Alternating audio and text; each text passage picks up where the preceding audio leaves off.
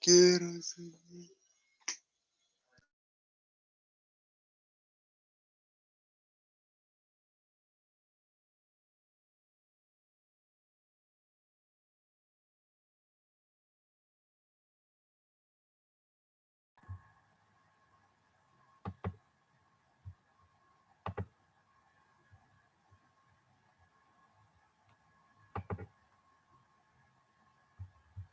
A ver, antes de que se comience a grabar, se puede ver la semana anterior, ¿ya? La semana anterior para los que tuvieron el gusto o disgusto de estar en la clase, me presenté. Mi nombre es Francisco Mendoza, ¿ya? Soy el profesor de Historia del Perú que va a tener las clases a cargo del curso los días sábados, disculpa, en este segundo bloque. Y ya hemos trabajado ya un tema que en teoría es introductorio, pero que en la práctica termina siendo un tema de avance porque ha venido varias veces en pregunta de examen de admisión, y es el tema del poblamiento americano. ¿Por qué siempre se comienza el curso hablando del poblamiento americano? Porque si la historia comienza, y les decía esto la vez pasada, si la historia universal comienza con el nacimiento de los grupos humanos, pues la historia del Perú va a comenzar también de la misma manera, cuando los primeros grupos humanos llegan hacia ese territorio. Recuerden que al principio, ya un argentino llamado Florentino Mellino terminó planteando de que la humanidad había nacido en América y que desde acá se había terminado llegando a otras partes del mundo a través de puentes intercontinentales, cosa que terminó siendo descartado precisamente por otras investigaciones. Y se llegó a la conclusión que América terminó siendo un territorio que terminó recibiendo gente de otra parte. Pero se habla de la teoría inmigracionista. La teoría inmigracionista más sólida en el paso del tiempo, concluíamos eso la vez pasada en clase, es la teoría del inmigracionismo asiático, o también llamada como teoría monorracial. Alex Herlica la defiende inicialmente planteando de que los grupos humanos, ya los grupos humanos, por sus semejanzas físicas, sobre todo entre los pobladores del extremo este del Asia, de la antigua región de Mongolia y los pueblos nativos americanos, tenían algún tipo de característica en común, y eso era porque los paleomongoles llegaron a América y la poblaron de norte a sur. ¿Por dónde? Lograron pasar, dice él, por el estrecho de Bering, que según su propuesta original se congeló producto de la baja de las temperaturas de la glaciación de Wisconsin. Muchísimos años después terminábamos la clase pasada diciendo que esto no fue tanto así. Las temperaturas sí descendieron por la glaciación de Wisconsin, pero no se termina produciendo un puente de hielo, sino se produce un proceso llamado eustasia glacial. ¿Qué pasó? La cantidad de agua líquida se reduce porque aumenta el agua sólida, aumentan los glaciares o los hielos.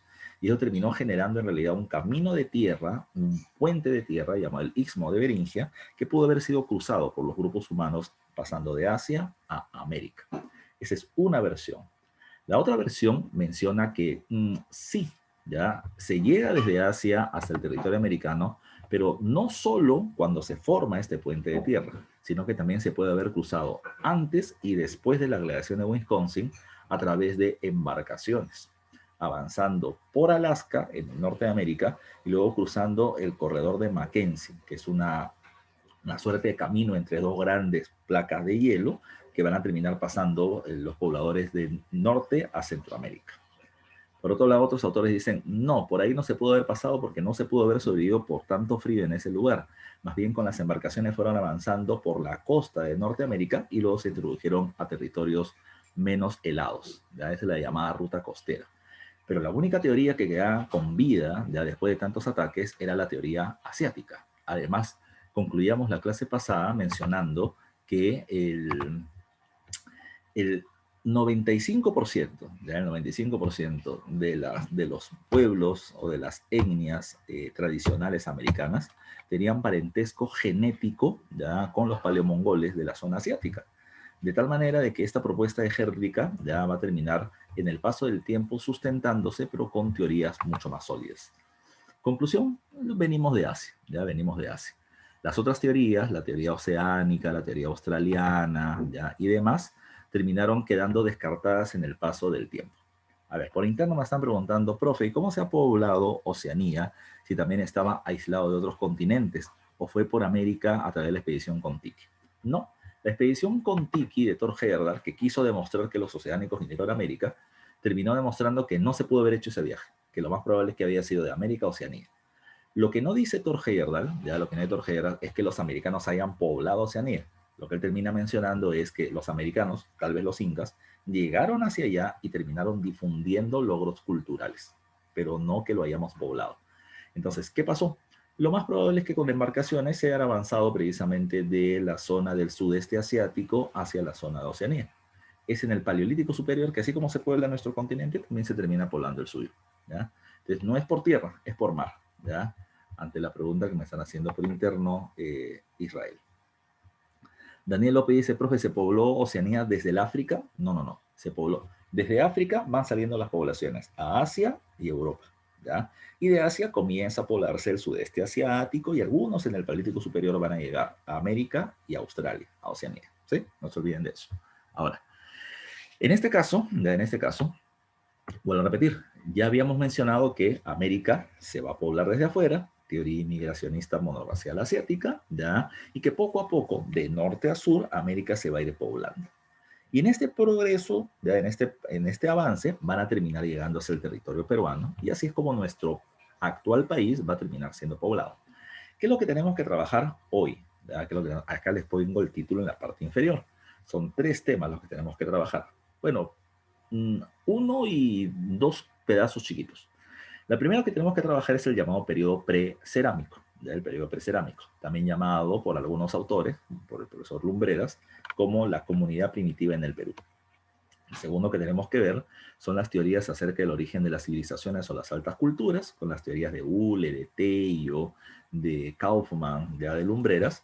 Y luego finalmente tenemos que ver la primera etapa del próximo tema. El próximo periodo es el periodo formativo, y en el formativo destaca una cultura que es la cultura Chavín.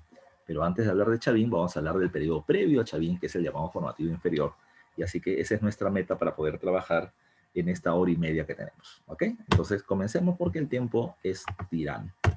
A ver, avancemos, avancemos. Este avance es casi el mismo que se termina haciendo en la semana 2 de la Pre-San Marcos, ¿ya? Y digo casi porque estamos excluyendo el tema del poblamiento americano, ¿ya? Y estamos incluyendo el tema del formativo inferior. Así que a tomar atención porque es un tema largo en corto tiempo, así que la mayor atención posible. Como ustedes están teniendo la clase grabada, 2 cosas. Pregunta que tengas, ponla en el chat. Yo te la respondo si es que la sé. ¿Ya? Si es que la sé. Segundo, ya tienes la clase grabada y la puedes terminar viendo luego. Ya puedes tomar anotaciones.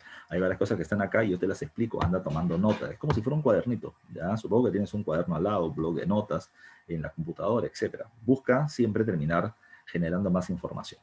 Entonces comencemos. Ya comencemos. Comencemos hablando de un par de arqueólogos importantes. El primero de ellos se llama John Rowe, ¿ya? Esto pregunta, examen de admisión, ¿eh?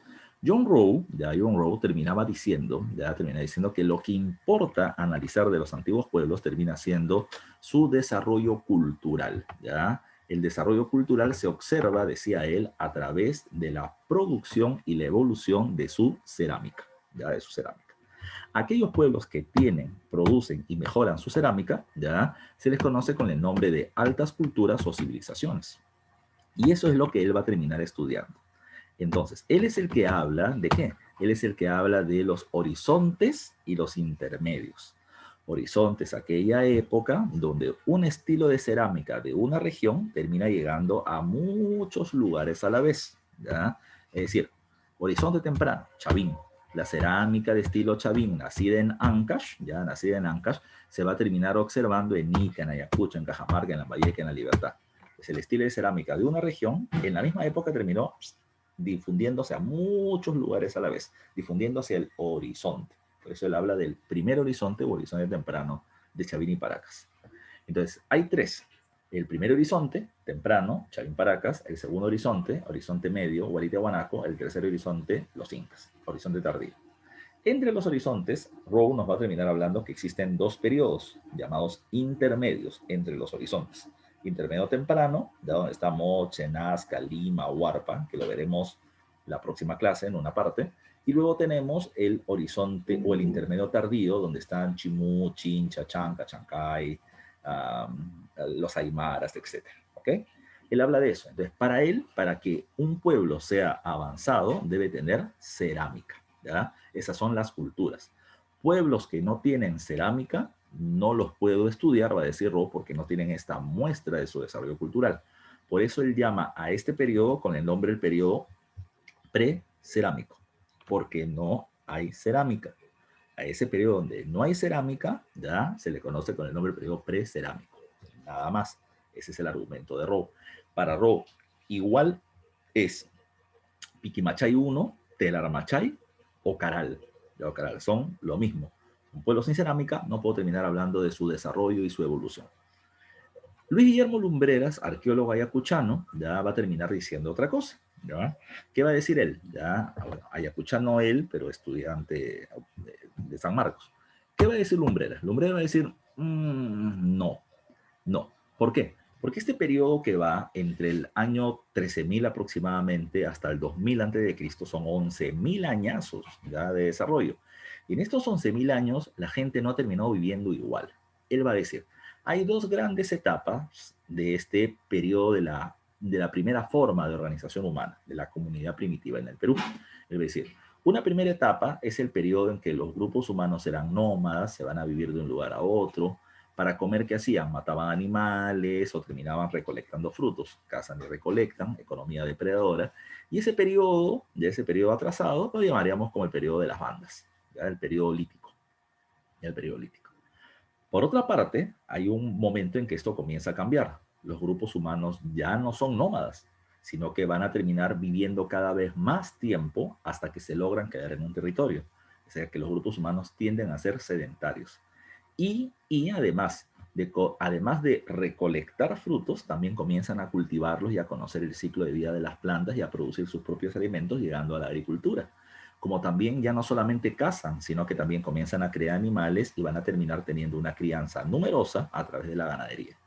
Esto se le conoce como el periodo arcaico.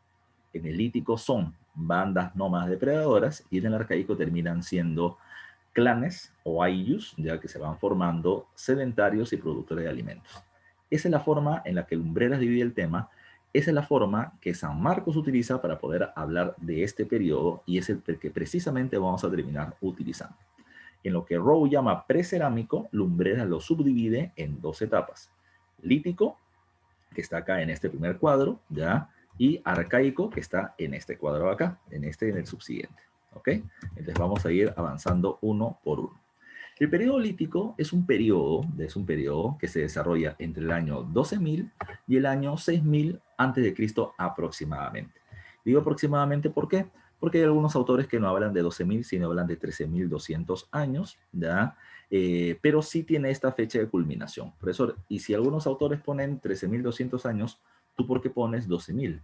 Porque nosotros estamos preparando principalmente para que tú entres a San Marcos. Y San Marcos utiliza esta cronología, ¿ya? Esta cronología. Profe, una preguntita. En un examen de admisión me van a terminar preguntando, ¿el periodo lítico se desarrolla entre los años? Alternativa A, 12.000 y 6.000. Alternativa B, 11.300 y 5.400. No, no te van a preguntar así. Jamás San Marcos pregunta ese tipo, porque son cronologías relativas, aproximadamente. Aproximadamente, nada más. Entonces, vamos a utilizar esa fecha solamente para ubicarnos. ¿Ya? Para ubicarnos. Ahora, ¿qué pasa en este periodo? Ya te había mencionado la clase anterior para los que estuvieron y para los que no, se los recuerdo. Cuando los grupos humanos llegan a América y a Australia, a Oceanía, recuerden que esto se produce en el Paleolítico Superior de la historia universal. Pregunta de examen de admisión, ¿ya? ¿Cuál es el estadio cultural en el que llegan los grupos humanos a América o al Perú? Es en el estadio cultural del Paleolítico Superior. ¿Qué pasa en el Paleolítico? Recuerden que en el Paleolítico los grupos humanos están organizados por bandas, grupos reducidos de seres humanos, que para esa época terminan siendo entre 20 y 30 los grupos humanos, grupos reducidos. Segunda característica de estas bandas es que son nómadas. ¿Qué significa que sean nómadas? Que no tienen producción de alimentos. Cuando quieren comer, lo sacan de la naturaleza mediante la cacería, la recolección o la pesca. Ya no producen alimentos. Y lo otro, ya recuerden, esa es la economía depredadora. No producen alimentos, sino que realizan actividades para poder conseguirlos como caza, recolección y pesca. Y la otra es que son nómadas. ¿Qué significa eso? De que no tienen un lugar donde poder vivir exactamente. ¿Ya? No significa de que un día vivan en Villa El Salvador, al día siguiente vivan en Villa María del Triunfo, otro día después viven en Pamplona, otro día después terminen viviendo en Chorrillos, otro día después terminen viviendo en Surco, otro día después terminen viviendo en Caraballo. No es así, ya no es así, sino que los grupos humanos son nómadas estacionales, ya estacionales. ¿De dónde viene la palabra estacional? Viene la palabra estación. ¿Cuántas estaciones climáticas tiene el año? ¿Ya? A ver, déjame leerte. ¿Cuántas estaciones tiene el año? Ya, 4, dice Nadine. ¿Cuáles son esas 4? Verano, otoño, primavera, invierno. Mira, en el caso peruano, nosotros no tenemos 4 estaciones bien marcadas. En realidad tenemos 2. Tenemos verano, invierno, ¿ya? Verano, invierno. Por ejemplo, ahorita estamos en primavera y es casi verano, ¿ya? Sale el sol. Ahora, por ejemplo, ¿en cuántos lugares de Lima las hojas, ya, las plantas son hoja caduca, o sea, se van cayendo así en cantidad, como termina pasando en Europa y por todos lados las plantas se caen? No, no es tanto así. Acá tenemos un verano que se va haciendo más caliente y un invierno que se va haciendo más frío. Nada más. Ahora, lo que hay que tomar en cuenta es lo siguiente. ¿Qué buscaban los hombres, ya, o qué buscaban los grupos humanos, ya, para poder sobrevivir? Lo que buscan todos, ya. Si yo estoy trabajando es porque estoy transmitiendo mis conocimientos, porque me gusta enseñar, pero además porque me pagan. Y con este dinero que me pagan, yo voy a terminar este, haciendo mis gastos, ya, comida, vivienda y gastos extras, deudas y demás, ya, o lujos y lo que quiera. Pero es por mi trabajo, ya. Pero hay que tomar en cuenta lo siguiente, ya, hay que tomar en cuenta lo siguiente. Para esa época la gente no está diciendo, pucha, me voy a terminar yendo al Mall del Sur a terminar comprándome ropa. Ya no, eso no existía. ¿Ya? Recuerden que la gente lo que está buscando es conseguir sus alimentos en el día a día para poder sobrevivir. Esa es la economía depredadora. Ahora, ¿cuál es el elemento principal que necesita el ser humano para sobrevivir? A ver, eso sí te quiero leer. ¿Ya? ¿Cuál es el elemento principal que el ser humano necesita para poder sobrevivir? ¿Ya? Ahí me están respondiendo. Marcelo me dice alimentos, Nadine me termina diciendo alimentos, Daniel me dice agua, Jennifer me dice agua, ya, la tutora me está diciendo agua, ya, etcétera, ya. Y la respuesta es agua, agua antes que alimentos.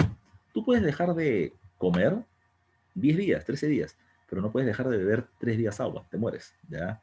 Entonces, lo que los hombres van a terminar buscando es un lugar donde haya agua. Entonces, ¿dónde van a vivir? Cerca a un lago o cerca a un río. Es el mejor lugar para vivir. Porque además en este lugar va a terminar creciendo vegetación que puedo recolectar, van a haber animales que vienen a comer y los puedo matar. Entonces, la gente va a ir buscando dónde hay agua, ya dónde hay agua. Segundo punto. Los ríos no terminan siendo ya de cantidad de agua permanente todo el año. Es decir, tienen un caudal o una cantidad de agua irregular, por lo general entre el centro y el sur del Perú. ¿De qué significa? Que algunos meses tienen mucha y otros meses tienen poca. Vamos a ponerlo en cuenta. El río Rimas o el río Lurín, ya, por ejemplo, vienen teniendo durante nuestro verano, tienen mucha agua porque en la sierra llueve. Pero luego, en los meses de nuestro invierno, la cantidad de agua baja. Baja el agua, baja la vegetación. Baja la vegetación, baja la cantidad de comida. Y los animales van a comenzar a migrar por falta de comida. ¿Y los hombres qué van a hacer? Se van con ellos. Se van con ellos. Por lo tanto, es por eso que no se habla de que la gente vive siempre en un solo lugar, sino que se van a mover, serán nómadas con el cambio de las estaciones. Cuando hay comida se quedan y cuando no, y los animales se van, los hombres se van con ellos. Pero te hablo de que hay un nomadismo estacional. Pregunta de examen de admisión, ¿ya? Por eso estoy detallando tanto el tema, ¿ya? No se olviden. A ver, vamos a ver qué han puesto en el chat conmigo. Dice, profe, pero el agua no necesariamente puede ser en líquido. A lo que me refiero es que se encuentra en algunos frutos. Sí, pero la cantidad de agua que puedas encontrar en los frutos no termina siendo permanente, ¿ya?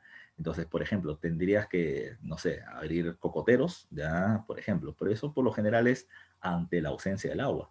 En las islas, ¿ya? En las islas la gente va a terminar comiendo coco porque no puede tomar agua salada, ¿ya? Claro, ahí lo que está diciendo Nadine es la transhumancia estacional, que es lo que viene en pregunta de examen de admisión. Eso, nómada y transhumante es lo mismo, es un sinónimo, ¿ya? Te pongo las diferencias, ya te pongo las diferencias. ¿Qué cosa significa transhumante? ¿Ya? Humante viene de humus. Humus no es humo, humus es tierra en griego, ¿ya? Tras o trans es que se traslada de una tierra a otra, ¿ya? Como el nómada, que se va de un lugar a otro, ¿ya? Pero son sinónimos. ¿Cuál es la diferencia? El nómada vive en un punto A y luego se muda a un punto B y luego un punto C y luego un punto D y luego un punto E. Se va de un lugar a otro simplemente buscando comida. El transhumante se va de un punto a un punto B y del B al A y del A al B y del B al A. Es decir, ya sabe que cambian las estaciones. Pero además de eso, ya sabe dónde ir. Cuando falta comida acá, hay comida acá. Y cuando falta acá, ya sé a dónde ir. Es la diferencia entre nómada y transhumante. El nómada se va a cualquier lugar. El transhumante siempre varía entre dos lugares. Nada más. Ahora, me está preguntando Daniel, eso sucede en el inferior, creo, en el lítico inferior, en el periodo lítico inferior y en el superior. Eso te voy a ir explicando ahorita, ¿ya? Entonces, vayan tomando en cuenta los conceptitos que les voy dando, porque tú principalmente vas a postular a San Marcos y en San Marcos te preguntan DECO, y DECO te van a preguntar conceptitos, ¿ya? No te van a preguntar cuál es la diferencia entre nomadismo y transhumantes, pero te van a terminar poniendo eso, transhumancia estacional, pregunta de examen de admisión. Estacional por las estaciones, transhumancia porque se van a mudar de un lugar a otro. ¿Sí? No se olviden. Sigamos hablando. Este periodo lítico, repito, semejante al paleolítico superior de la historia universal, bandas, nómadas y depredadoras, tiene 6.000 y un poco más de años de existencia. En este periodo hay dos grandes momentos, que yo lo pongo entre comillas, ya lo pongo entre comillas, porque cuando uno ve el material de la pre, por ejemplo, terminas encontrando lítico y arcaico. Arcaico dividido entre inferior y superior. Pero no dividían al lítico. Profe, si no lo dividen, ¿por qué lo divides tú? Porque en una pregunta de examen de admisión lo dividieron. ¿Ya? Y te voy a explicar el por qué. Te explico. El periodo lítico inferior, la primera etapa del lítico, está relacionado a qué. Esa es la primera etapa de la historia del Perú. ¿Por qué? Porque aquí están las muestras más antiguas de la presencia humana en el territorio peruano. Ah, profe, esqueletos animales, esqueletos de seres humanos. Ningún esqueleto humano. Ni uno. Ya, ni uno.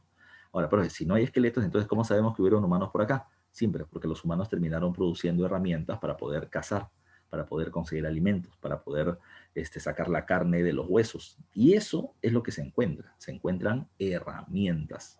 Por eso dice en el segundo check, no se hallan restos óseos humanos. Lo que se hallan son herramientas hechas de piedra, lítico, ya herramientas de piedra. La herramienta no la hizo un animal, la herramienta le hizo un hombre como muestra de su trabajo racional. Y eso es lo que se ha terminado hallando. ¿Ya? Eso es lo que se ha terminado hallando. Entonces hay grupos humanos que hacen herramientas, que consiguen alimentos y sobreviven. Y luego no encontramos los huesos ahí, ¿por qué? Porque el ser humano se mueve de un lugar a otro, porque con las estaciones tiene que moverse. ¿Ya? Por eso es que no se encuentran las herramientas y los hombres en el mismo lugar, al principio. Siguiente, ya siguiente. Dice ahí, ya dice ahí. La economía es depredadora. Cazan, recolectan, pescan. No se olviden de ello. Pero hay una diferencia en el Perú que es muy notoria. No es lo mismo la costa que la sierra. Y no es lo mismo el norte que el sur. ¿Ya? No es lo mismo. Estamos en el mismo territorio, pero no es lo mismo. Si alguien de ustedes ha viajado o tiene familia en provincias, tal vez ha visto esto. ¿Ya? Por ejemplo, no es lo mismo el norte que el sur. ¿Por qué? Porque en el norte, en toda la costa hace calor, pero en la costa norte, mientras más al norte, más calor hace. Segundo, la cantidad de ríos que hay en el norte es mucho mayor que la que hay en el sur. Y el caudal es regular. En el norte siempre hay agua en los ríos. En el sur, temporadas sí, temporadas no. ¿Ya? Estacional. En el verano nuestro, mucha agua. En el invierno nuestro, poquísima agua. ¿Ya? Poquísima agua. Ahora, ¿qué es lo que va a terminar pasando? ¿Ya? ¿Qué es lo que va a terminar pasando? Los pobladores de la sierra y la costa van a tener diferencias por algo. Si para sobrevivir necesitas agua, y el agua proviene o se encuentra principalmente en el río, recuerden por geografía, no sé si ya llegaron a ese tema. Yo no soy bueno en geografía porque yo no he estudiado educación, yo he estudiado historia pura. Entonces, ¿qué es lo que va a pasar? Recuerden que la mayoría, la inmensa mayoría de nuestros ríos terminan siendo ríos nacidos por desglaciación. En castellano, en castellano. ¿Qué cosa es un glaciar? Este es el cerro, la parte alta de los cerros viene teniendo hielo. ¿Ya? Viene teniendo hielo. Esos son los glaciares. Este glaciar se derrite y ¿qué va a terminar generando? Que el agua sólida, hielo, pase a agua líquida y esto es lo que va a terminar bajando de la sierra a la costa, ¿ya? De la sierra a la costa, en los ríos, ¿ya? En los ríos. En la sierra hay mucha agua, hay mucha vegetación y por lo tanto muchos animales. El hombre puede recolectar y cazar con normalidad. Mientras el agua va avanzando de la sierra a la costa, la cantidad de agua que llega es cada vez menor. Pero en la costa tienes algo. Tienes peces, tienes pelícanos, tienes cangrejos, tienes muymuys, tienes langostas, tienes langostinos y te puedes hacer un ceviche mixto espectacular. Pero los recursos que hay en la costa no son exactamente iguales a los que hay en la sierra. Y en el paso del tiempo se va a agudizar la diferencia. Te voy a explicar por qué. Por eso mismo es que mientras que en la sierra principalmente los grupos humanos son cazadores de animales grandes, en la costa los hombres van adaptándose al consumo de una dieta marina, ¿ya? De comida ligada al mar, ¿ya? Peces y mariscos, ¿ya? Peces y mariscos. Ahora, no solamente peces y mariscos. ¿Alguien se acuerda de esto? Cuando comenzó el tema de la pandemia, ¿ya? Y no podíamos salir de casa y todo el mundo estaba asustado, no sé si se acuerdan que comenzaron a aparecer imágenes de un montón de aves que estaban en la Costa Verde, pelícanos y un montón de aves más y peces por montones, ¿ya? Es como que el ser humano es una plaga y está afectando a todo eso. Pero te pregunto yo, si estás en la costa, ¿ya? Si estás en la costa, me Nadine que sí se acuerda, ¿ya? Espero recuerden esto. El pelícano, ¿has visto un pelícano alguna vez? Pregunta, ¿el pelícano se puede comer? ¿Ah? ¿Qué es esto? ¿El pelícano se puede comer? ¿Se puede o no se puede? A ver, ¿ya? ¿Se puede o no se puede? Te quiero ver, ¿ya? Daniel dice, no lo sé. Imagínate, estás con hambre. Ya Jennifer dice, no creo, ya no creo. Y la verdad es que, si te das cuenta, ¿qué es el pelícano? Es un ave. Y si es un ave, tiene carne blanca, pues como el pollo. Es un pollazo. ¿Ya? Es un pollazo. Y te lo puedes terminar comiendo. ¿Ya? De tal manera que sí, los pelícanos y demás aves también terminaban siendo parte de la dieta que el hombre terminaba consumiendo en la costa. Así que, por lo tanto, eso es lo que vamos a terminar encontrando. En la sierra cacería y en la costa se van adaptando más al consumo del recurso marino. Peces, ya peces pequeñitos como el pejerrey, pelícanos, etcétera. Hay un montón de alimentos que consumir. Segunda cuestión, ¿qué restos encontramos de la época del Lítico inferior? Bueno, hay restos en la sierra y hay restos en la costa. En la sierra, los restos, y ahí escucha muy bien esto, ¿eh? Los restos líticos, ¿ya? De herramientas líticas más antiguas del Perú terminan siendo los restos de Piquimachay I, ubicado en las cuevas de Piquimachay en Ayacucho. ¿Ya? En Ayacucho. Acá dice, clarito, dice, primera evidencia de presencia humana en el territorio peruano. No hay huesos, lo que hay son instrumentos líticos, los más antiguos. Y acá voy a terminar haciendo un stop. Ya hago un stop. ¿Ya? Su compañera Cristina me dice, profe, en la actualidad, ¿por qué no se come pelícano? ¿Quién ha dicho que no se come? Sí se come, pero no termina siendo parte de nuestra dieta. ¿Ya? Es ahí. Justo lo que me está preguntando Saulo por interno es lo que voy a terminar respondiendo. Varios de ustedes han terminado teniendo profes ya en el colegio o anteriormente acá en la academia que les han terminado mencionando que los restos líticos más antiguos del Perú le pertenecen a Guitarrero 1. A Guitarrero 1. Y la cuestión es la siguiente. Profe, ¿tú por qué no pones Guitarrero 1? ¿Ya? Y mi respuesta es bien simple. A San Marcos no le interesa. ¿Ya? A San Marcos no le interesa. Y te explico por qué. Te explico por qué. Lo que pasa es que los restos de Guitarrero 1, ¿ya? De Guitarrero 1, que se encuentra ubicado también en la zona de la sierra, en la zona de Ancash, va a terminar teniendo una particularidad. Los arqueólogos que investigan Guitarrero 1 y que hablan de estos restos muy antiguos, ya muy antiguos, dicen de que estos tienen más o menos 13.200, 13.400 años antes de Cristo, que es muy diferente a los 2.000 de Piquimachay 1 de Ayacucho. Lo que pasa es que otro grupo de arqueólogos dicen, me parece que la cantidad de años que le estás poniendo es bastante exagerada.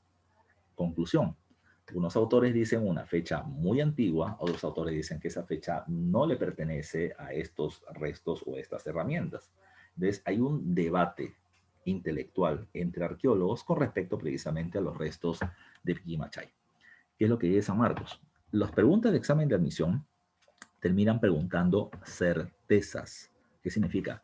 Como la pregunta es objetiva, tú tienes que responderme lo verdadero, no lo que está en duda. ¿Ya? Por eso San Marcos dice, mientras que estos arqueólogos no se pongan de acuerdo, ¿ya? Si Guitarrero es tan antiguo como algunos mencionan, mejor lo dejamos de lado. ¿Ya? Lo dejamos de lado. Y por eso es que San Marcos se queda con unos restos incuestionables en tiempo, que son Piquimachay.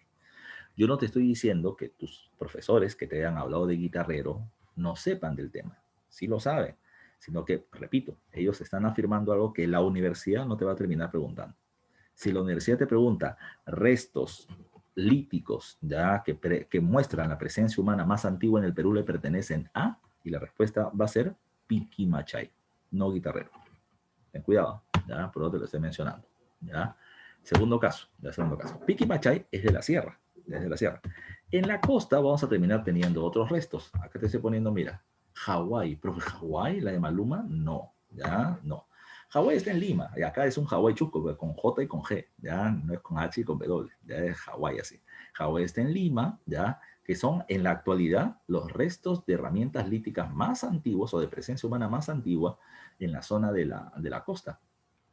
¿Qué se ha encontrado en Hawái? En Hawái se ha terminado encontrando esqueletos de pejerrey. Pejerrey es el pescadito chiquito, pero la columna vertebral está fragmentada y chupada, ¿ya? Le sacan el tuétano del pescado. Haya habido trabajo humano para poder hacer ese desarrollo, por eso se habla de que están ligados a recursos marinos. Luego está Tacahuay, ubicado en Moquegua, y en Tacahuay es donde se han encontrado los restos de pelícanos fragmentados, que los han cazado y se los han comido. Y luego está el caso de Chivateros, ¿ya? Que es mucho más conocido. Chivateros está ubicado en el Valle Río Chillón, en la zona norte de Lima, entre, no sé, el kilómetro 24 de Carabello más o menos, entre esta zona y Puente Piedra, Zapayán. ¿Qué es lo que vas a terminar encontrando ahí? Lo que te encuentras en chivateros es una cantera. ¿Qué es una cantera? Una cantera, ya una cantera termina siendo un cerro de donde tú terminas sacando roca. ¿Ya? Ese cerro tú lo vas cortando y vas sacando piedra. Esa es una cantera. Ahora, de esa piedra tú vas a terminar recortándola, recortándola, recortándola y vas a terminar teniendo esto. En chivatero lo que tú tienes es un taller lítico. Eso, taller, el taller no es donde se hace cosas. Claro, en el taller uno talla, pero se llama taller porque talla, le da forma. Entonces, yo saco un pedazo de piedra y la voy fragmentando. Ese tipo de piedra que se encuentra en chivatero se llama andesita. Y esa piedra andesita se caracteriza por algo. Es fuerte, pero fácilmente fragmentable. Y cuando la fragmentas es muy afilada. Sirve para poder hacer herramientas. ¿Qué es lo que pasaba? ¿Ya? Acá lo que se terminaba encontrando eran preformas bifaciales. Pero eso en castellano, ¿qué significa eso? Ya te voy a mostrar una piedra de la zona de chivateros. Ella termina siendo las preformas de tipo chivateros. Aquí está. ¿Ya? Esto de acá. ¿Qué significa preforma, profe? Lo que pasaba es que la gente se pasaba la voz. Escuchen eso. La gente de diferentes lugares de la costa, porque es nómada, se pasan la voz. O ahí en Chivateros, Caraballos, buena piedra la causa. Hay buena piedra ¿para qué? Para hacer buenas herramientas, ¿ya? Para hacer buenas puntas de lanza y poder cazar. Entonces la gente venía hasta Chivateros. Venía a Chivateros, sacaba la piedra, la tallaba y lo que se quedaba en Chivateros era basura. Lo que encuentras en chivateros, arqueológicamente, es un basural. Es decir, yo agarro la piedra acá, le voy dando forma, y lo que yo voy golpeando y no me sirve es lo que se queda acá. Esas son las preformas, la basura de esta punta de lanza que yo me llevo, ya que yo me llevo. Eso es lo que encontramos en este lugar. Entonces, dice acá, es una cantera y un taller donde se hacen estas herramientas de piedra, y acá se encuentran preformas, que es un basural, vinculado a la tradición paijanense. Paiján es de la costa norte, de la Libertad, más adelante. ¿Y por qué se dice que está vinculado? Porque muchas herramientas de esta época, de chivateros hasta Paiján, en todo el periodo lítico, tienen ese tipo de piedra de chivateros. La gente venía, se llevaba su herramienta y se iba cazando. Y por ahí le iban dejando en el camino esparcido. ¿Ya? Por eso que se termina tomando en cuenta ese dato. Dice, a ver, Solimar me pregunta, profe, ¿las performances es la basura? O sea, lo que no me sirve, ¿verdad? No escuché bien. Así es. Es como cuando, por ejemplo, tú agarras un lápiz, ¿ya? Tú agarras un lápiz y lo tajas, ¿ya? ¿Ya? Ponle que estás en un salón de clase, ¿no? ¿Cómo extrañamos los salones? Tú estás en tu clase normal, estás agarrando tu lápiz, lo tajas, termina la clase, todo el mundo se va a sus cosas, y la pregunta es, ¿cuál es la muestra de que alguien estuvo en ese salón? ¿Ya? Y la muestra va a ser que un arqueólogo con buen ojo va a decir, ajá, una viruta, un pedazo, precisamente un lápiz que se toja. Yo no encontré lápiz, pero para que haya este resto es porque alguien tajó un lápiz. Significa de que acá hay un lápiz y significa de que hubo un ser humano que terminó utilizando ese lápiz. Y lo mismo que vas a encontrar acá encuentras basura.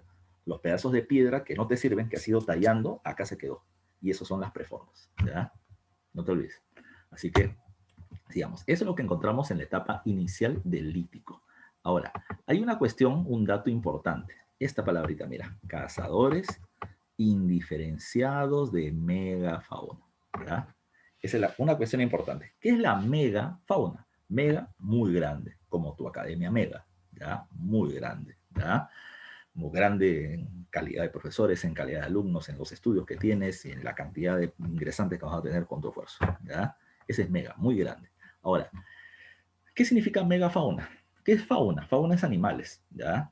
Cuando los grupos humanos llegan acá, a la zona andina, costa sierra peruana, no van a encontrar por lo general animales muy grandes. Todavía hay mamuts, que poquitos, ya. Todavía hay, por ejemplo, tarucas, que son como llamas del doble de su tamaño actual, ya, por ejemplo.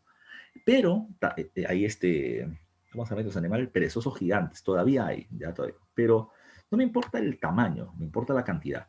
Cuando ellos llegan acá, el medio ambiente pleistocénico, con frío todavía, terminaba permitiendo una abundancia de animales. Abundancia, hay mucho animal. Esa es la megafauna principalmente, muchos animales. Entonces, ¿qué va a pasar? Imaginemos esto. Un grupo, una banda ya, de seres humanos ya llega a Junín. Ya vamos a poner así. ¿Y qué encuentra en Junín? Encuentra 500 venados, 500 cérvidos, 500 venados. Entonces, somos un grupo de 20 personas, hay 500 venados. ¿Qué cosa quiero comer? Carne. Si quiero comer carne, ¿qué hago? Mato venado. ya mato venado. ¿A quién mato? No me interesa. Yo chapo mi lanza, tiro mi lanza y al que cae, me lo como. ¿Ya? Eso se llama cacería indiferenciada. ¿Qué significa in? Es un prefijo de negación. Ellos no diferencian si es adulto, si es joven o si es cachorro, si es hembra o si es macho. Yo quiero comer, mato. Nada más. Profesor, ¿pero por qué? Porque hay un montón de animales. Yo siempre pongo este ejemplo. Imagina esto. Te saca en clase, ya te sobra plata y te compras la tinca, ya, o el ganaol, ya, vamos a poner, te compras la tinca y te sacas 10 millones de soles, ya, así, de la noche a la mañana. Tú eres misio, vives en Pamplona, ya, y ahora en Ticlo Chico, y ahora te ganas 10 millones de soles. Pregunta, ¿qué es lo primero que harías con 10 millones de soles? A ver, quiero ver tus respuestas, ¿ya?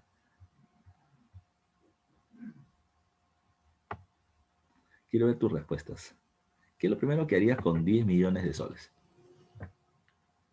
Me compro una isla, dice Israel, porque tiene plata. Pues. Piero se compra una casa. Piero, ¿dónde te compras tu casa? Piero Benítez, ¿dónde te compras tu casa? Una casita también dice. Pagar una vacante para que te pasen las respuestas por internet. ¿Ya? Saulo dice que se larga el país. ¿Ya? Piero, no me estás respondiendo. ¿Dónde te comprarías tu casita? Pregunta, ¿San Juan? ¿Villa El Salvador? ¿Ya? Piero me dice en la sierra. ¿Ya?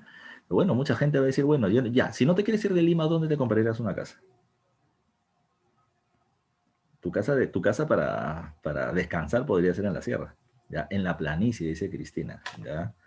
No, te podrías comprar una casa en la planicie, una casa con piscina, o en San Isidro, en Surco, dice Solimar. Bueno, acá te compras una casa, te compras un camionetón, ya, te vas de viaje, ya, otro dice, me alargo del país. Profe, ¿usted qué haría? Bueno, yo me voy de viaje a Europa, 3, 4 meses de frente, ya, me voy de paseo nomás, ya. Yo quiero conocer Florencia, así que es mi obsesión, me voy para allá. Ya me voy para allá, me voy de paseo, conozco Europa, conozco museos, conozco el mundo, ¿no? Las playas, pero evidentemente acá me compro mi casón. Profesor, ¿y por qué? Daniel dice te vas al África, ¿qué estarás buscando? Pero la cuestión está, ya la cuestión está lo siguiente, ya la cuestión está en lo siguiente. Pero ¿qué me estás queriendo decir con esa pregunta? Que parece que no tiene nada que ver con el tema. Tiene que ver y mucho. Porque si tú tienes mucha plata, lo primero que vas a hacer es gastarla. ¿Ya? Lo primero que vas a hacer es cómo me tiro toda esta plata.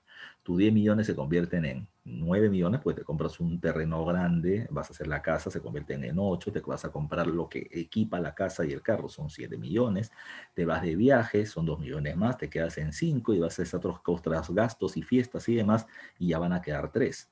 Ahí es donde la gente comienza a pensar. Cuando eran 10 millones es un montón, parece que nunca se va a acabar, pero luego es 8, 7, 5, 3 y tú dices, uchuma, si sigo gastando igual, me voy a quedar en cero. Tengo que parar la mano. ¿Por qué gastamos mucho? Porque había un montón. Ahí es donde voy nuevamente con el tema. Los grupos humanos cuando llegan encuentran un montón de animales. ¿Qué cosa es lo que hacen? Mato y al que le cae me lo como. Caza indiferenciada. ¿Por qué? Porque hay un gran número de animales. Esto cambia. ¿Cuándo cambia? Siguiente diapositiva. Lítico superior. La segunda etapa del lítico. ¿Qué pasa en esta segunda etapa del lítico? Entonces, acá me está preguntando Saula, entonces los cazadores se dieron cuenta que se quedaban sin comida, ¿ya? Entonces, vamos a ver, ahí es donde viene. No se dieron cuenta, sino que hay un evento. No se olviden, no sé si ya vieron esto con Joel, que le están enseñando Historia Universal. En el primer periodo de la Historia Universal encontramos algo llamado con el nombre del Pleistoceno. El Pleistoceno termina siendo el periodo de bajas temperaturas, ¿ya? Bajas temperaturas, la era del hielo, ¿ya? Pero hay megaflora, mucha vegetación, megafauna, muchos animales, a pesar de las bajas temperaturas. Ahora, hay periodos de glaciación y periodos interglaciares. O sea, entre frío y frío hay periodos de calor. ¿Ya? Hay periodos de calor. El Holoceno, que nosotros estamos viviendo ahora, es un periodo intermedio porque va a venir otra glaciación en algún momento. Mucho frío nuevamente. ¿Ya? Ahora, ¿qué va a pasar? Se produce la última gran glaciación del mundo. Y te la estaba explicando la vez pasada que hicimos historia poblamiento americano. En Europa se llama glaciación de Würm, en Norteamérica se llama glaciación de Wisconsin, y para nuestro territorio, para los Andes, se llama glaciación de Lauricocha. Es la última glaciación, la última glaciación. A nosotros no nos interesa el frío de los polos, porque nosotros no vivimos cerca del polo. Pero recuerden que cuando hay una glaciación las temperaturas bajan. Y lo que sí nos interesa es el hielo de los glaciares, de las partes altas de las cordilleras. No te olvides. Cuando hace mucho frío, ¿qué pasa? Este hielo de acá no se derrite con facilidad. Y lo segundo, este hielo de acá aumenta, va aumentando hacia las faldas. Entonces, como no se derrite tanto el hielo, ¿qué pasa con la cantidad de agua en los ríos? Baja, ¿ya? Baja. Dice acá, producto de esto, los glaciares, base del agua dulce. ¿Qué es eso? Hay una diferencia entre el agua del mar, que es agua salada, y el agua de los ríos o de los lagos, que es agua dulce, bebible, ya bebible. Dice, los glaciares, base del agua dulce, no se derriten con facilidad, disminuyendo la cantidad de agua en los ríos. Menos agua en el río, menos vegetación, menos animales. No te olvides esa secuencia lógica. Pero recuerda otra secuencia más. El agua sale del glacial y va a avanzar de la sierra a la costa y va a llegar al mar. ¿Qué va a pasar? La cantidad de agua que antes bajaba era así. La cantidad de agua que baja es así. Y mientras va avanzando de la sierra a la costa llegaba menos. Pero como ahora hay poca agua, a la costa ni llega agua en varios lugares. Y por lo tanto la costa va a entrar en un proceso de desertización. Acá dice, desertización de la costa. Recuerden, ¿ah? En la sierra se reduce la cantidad de agua en los ríos y afecta la cantidad de vegetación y animales. Pero en la costa, en varios lugares, la costa se va a ir convirtiendo en un desierto o en un territorio semidesértico. En algunos lugares hay ríos y hay vegetación en las laderas, en el valle, y en algunos lugares no hay agua. Este es un territorio semiárido, semidesértico. No se olviden de eso. Eso es lo que está pasando con el cambio del clima. Y si cambia el clima, afecta a los grupos humanos. Si hay menos agua, menos vegetación, menos animales. Vamos a volver al mismo ejemplo. La misma banda de Junín. Antes habían 500 animales. Ahora hay 100. Ahora hay 100. Pero, ¿por qué disminuyen los animales? Dos cosas. El clima. Ya no hay tantos alimentos. Van a morirse o van a migrar. Segundo, los hombres se dan cuenta que el clima está matando a los animales y que su cacería indiscriminada, indiferenciada, está matando a los animales. Si yo sigo matando en la misma cantidad y a la misma velocidad, me quedo sin comida en un corto plazo o en un mediano plazo. Entonces, ¿qué vamos a hacer? ¿Ya? ¿Qué vamos a hacer? Vamos a realizar una cacería selectiva. Aquí están todo lo que te estoy diciendo, está ahí en la diapositiva. Cacería selectiva. ¿Qué significa selectivo? Que voy a seleccionar. Seleccionar. Entonces, pongámonos frente a esto. Tengo 100 venados si somos un grupo ya no de 20, sino de 30 personas. ¿Ya? Entonces, no puedo terminar matando por matar. ¿A quién matas? ¿A quién matas? Entonces, vamos a separar a los animales primero por sexo. Tenemos machos, tenemos hembras. ¿Ya? Tenemos hembras. Ahora vamos a separarlos por grupos etarios, por edades. Tenemos cachorritos, tenemos jóvenes, tenemos adultos. No puedo matar a los cachorritos. ¿Por qué? Porque el cachorrito tiene poca carne. Y como tiene poca carne, ¿ya? Como tiene poca carne, entonces no tiene mucha comida. No va a servir para alimentar a toda la banda. Tendría que matar muchos cachorros, pero no lo debo hacer. ¿Por qué? Porque es mejor que crees que cuando tenga más carne me lo como. En ese momento no. Cuando tenga más carne ahí te voy a comer. El caso siguiente son los jóvenes. A los jóvenes no hay que tocarlos porque están en plena época de reproducción. Ellos están locos así sexualmente. Así que por lo tanto que se reproduzcan. Sus hijos van a ser mi comida del futuro. Así que no hay que matarlos. Ahora tengo al adulto y a la adulta. ¿A quién conviene matar? Mira, la adulta tiene sexo, se reproduce, que siga viviendo. El macho, mientras más adulto, su vida sexual va bajando. Y por lo tanto, es la presa adecuada. Antes que su carne se ponga dura y se eche a perder, entonces lo mejor los matamos a ellos. ¿Qué va a pasar? Se produce la caza selectiva y se va a terminar matando principalmente a los animales machos adultos mediante una técnica llamada con el nombre de el chacu, que hasta la actualidad se sigue realizando en las tierras de ganaderos. ¿Qué se hace con el chacu? En el chacu, lo que van a hacer los grupos humanos es esto. Aquí están las llamitas y las llamitas no. Aquí está la vicuña, el guanaco, que están comiendo su ichu en los territorios altoandinos. ¿Qué es lo que van a hacer los humanos? Se van a poner alrededor de estos animales y luego van a comenzar a acercarse. ¿Qué significa acercarse? Formar una cerca. Ya los van a rodear. Cuando los animales comiencen a mirar ahí y van a ver que hay humanos por todos, oh, ¿qué pasó? Ya, que vienen a comer. Ya. Pero cuando ven que están acercando, oh, no, sí, eso sí está bravo. Entonces van a comenzar a correr. El de acá corre para acá, el de acá corre para allá, el de allá corre para acá. Entre todos ellos se van entreverando. Entra el grupo, entran los cazadores especializados, dicen cachorro no, joven no, hembra adulta no, hembra macho. Lo chapan, le cortan el cuello y se lo llevan.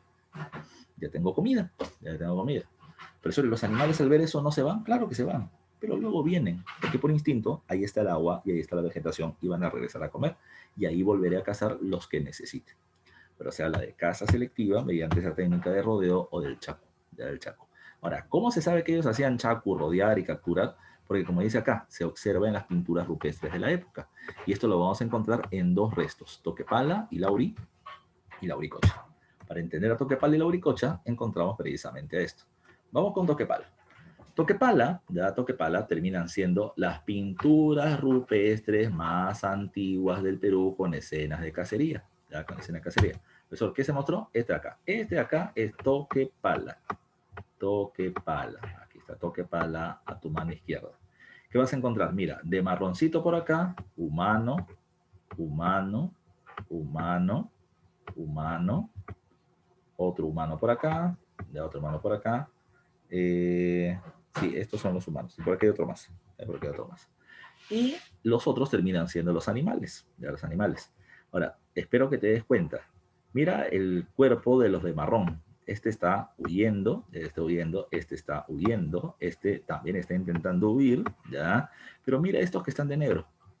El de negro es como si ya se hubiesen caído. Acá hay otro humano también, ¿no? Es como si hubiesen caído.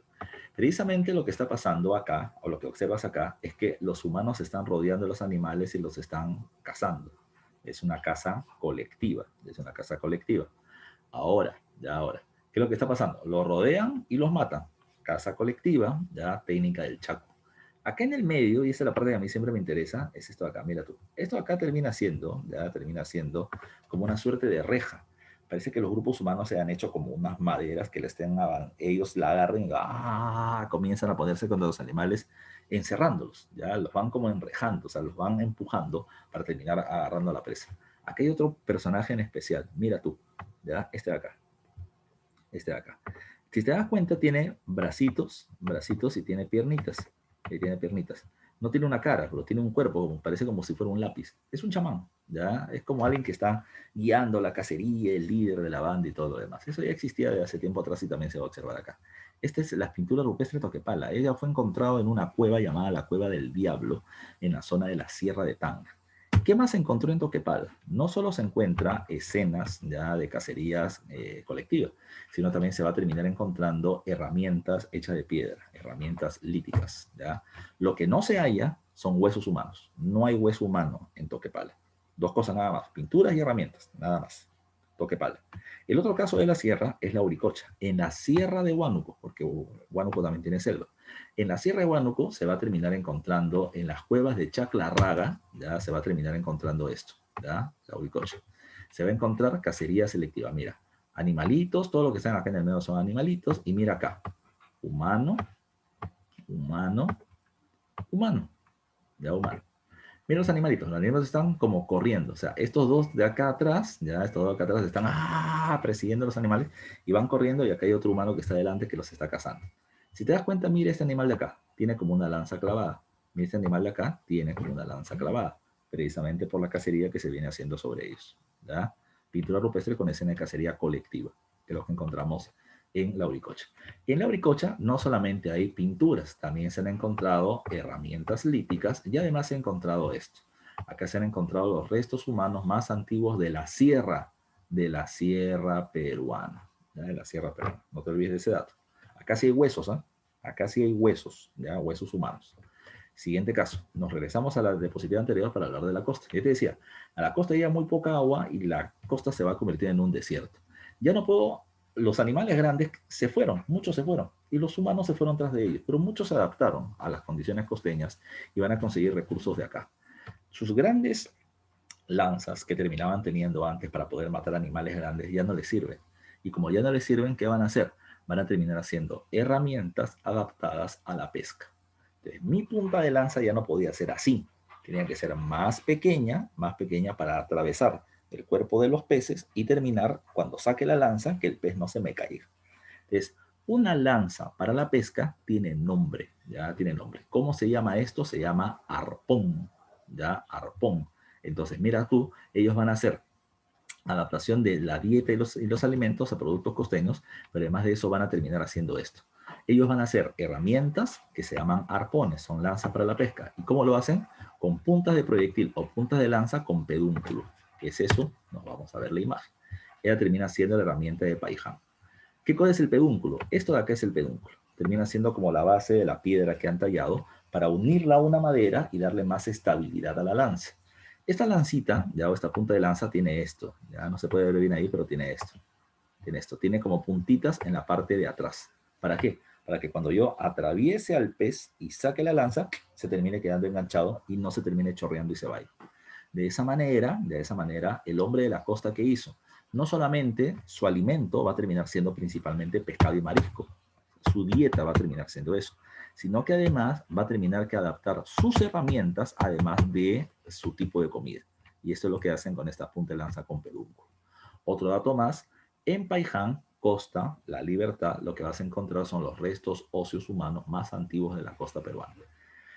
Profe, una pregunta. Me está diciendo que en Pai-Han están los restos humanos óseos más antiguos de la costa y en Lauricocha los más antiguos de la sierra. Sí. Profe, una pregunta. Y si viene examen de admisión y me preguntan cuáles son los restos óseos más antiguos, humanos más antiguos del Perú, ¿cuál es la respuesta? ¿Lauricocha o Pai-Han? Eso ha sido pregunta de examen de admisión. Hace varios años, en los 90 fue pregunta de examen de admisión en San Marcos y hace 3 o 4 años fue pregunta de examen de admisión en la UNI. Pero San Marcos ya no te va a volver a preguntar eso. Te explico nuevamente por qué. Porque en la arqueología se trabaja con algo llamado arqueología relativa. En castellano. Lauricocha tiene aproximadamente 7.500 años antes de Cristo. Aproximadamente. 500 años más, 500 años menos. Ese es el error que se puede cometer. Pai-Han tiene más o menos 8.000 años antes de Cristo. 500 años más, 500 años menos. Entonces, vamos a poner el caso más extremo. Más extremo favorable. A Lauricocha, que tiene 7.500, sumémosle 500, tiene 8.000. Pai-Han, que tiene 8.000, vamos a poner en el caso más extremo al revés, no tiene 8.000, tiene 7.500, porque puede subir más o puede reducir menos 500. Entonces, Lauricocha podría ser el más antiguo del Perú. Como no podemos hablar de cronología absoluta, sino relativa, es mejor diferenciar entre el más antiguo de la sierra y el más antiguo de la costa. San Marcos no te va a volver a preguntar sobre cuál es el más antiguo del Perú. Profe, y si me preguntan, ya, si te preguntan, tendrías que responder a Pai-Han. Pero la respuesta o la pregunta más adecuada sería quiénes son los restos óseos más antiguos de la costa y quiénes son los de la sierra. ¿Sí? No se olvide. Siguiente, vamos. Salimos del lítico y nos vamos al arcaico. Hay que recordar otra cosa por tu curso de historia universal, aunque yo les pasado te lo he mencionado. Recuerden que hay dos grandes periodos climáticos, el periodo del Pleistoceno o era del hielo, ¿ya? Y el periodo del Holoceno o el periodo de encalentamiento natural de la Tierra. En el Pleistoceno se va a desarrollar el Paleolítico con sus variantes Paleolítico inferior, medio y superior. El Paleolítico superior es cuando los grupos humanos llegan al territorio americano y por lo tanto van a terminar llegando al Perú, organizados en bandas, y esto vendría a ser como el lítico de la historia del Perú, ¿ya? No te olvides tú, el lítico, ¿ya?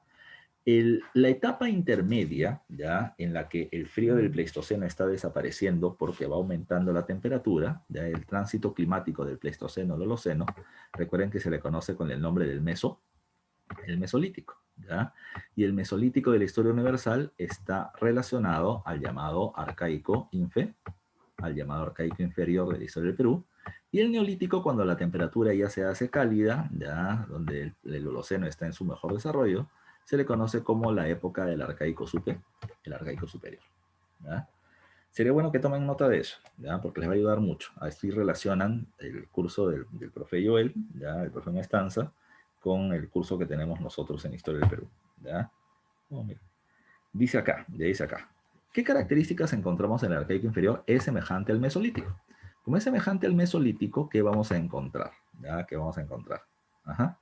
¿Qué vamos a encontrar acá? Uno. Si es semejante al periodo mesolítico, entonces está el inicio del Holoceno. ¿Ya? Está comenzando a ser menos frío porque la temperatura está aumentando, el clima se hace más cálido. Profe, ¿eso es bueno o malo? Bueno, como todo en la vida tiene su parte buena y su parte mala. Hay cambios nada más. ¿Cuál es la parte buena?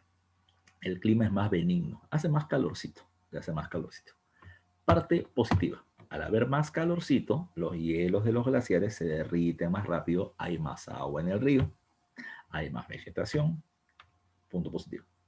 Punto positivo, ya punto positivo. La gente antes donde vivía en la época del Pleistoceno, en el periodo lítico. Bueno, los grupos humanos por lo general lo que estaban buscando era un lugar donde se refugian del intenso frío que había. Por eso es que la gente solía vivir en cuevas o en cavernas, principalmente en la sierra, y en abrigos rocosos en la zona de la costa. Pero ahora, como hace mucho calor, meterse a vivir en una cueva es absurdo. ¿Por qué?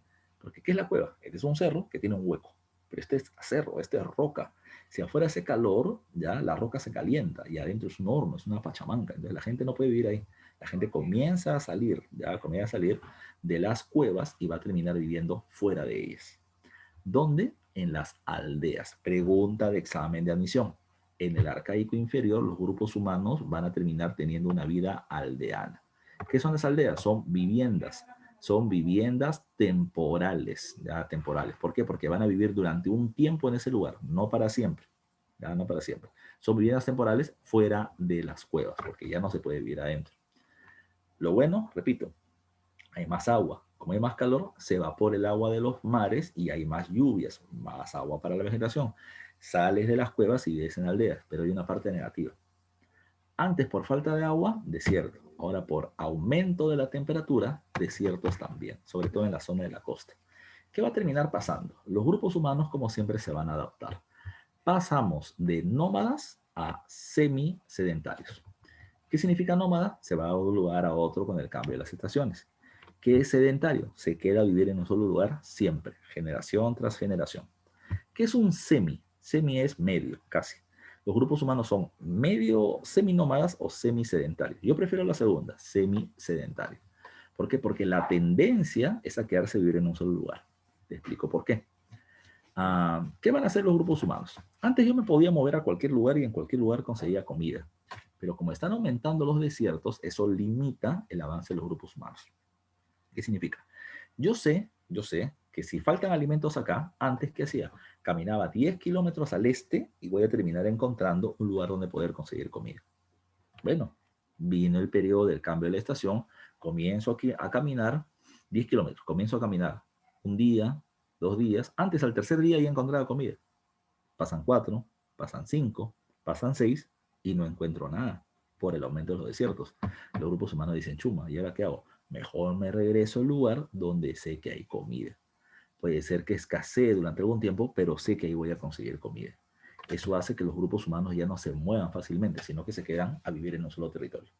Como se quedan a vivir acá, pero la comida va escaseando, es ahí donde me decía un amigo la vez pasada, ¿no?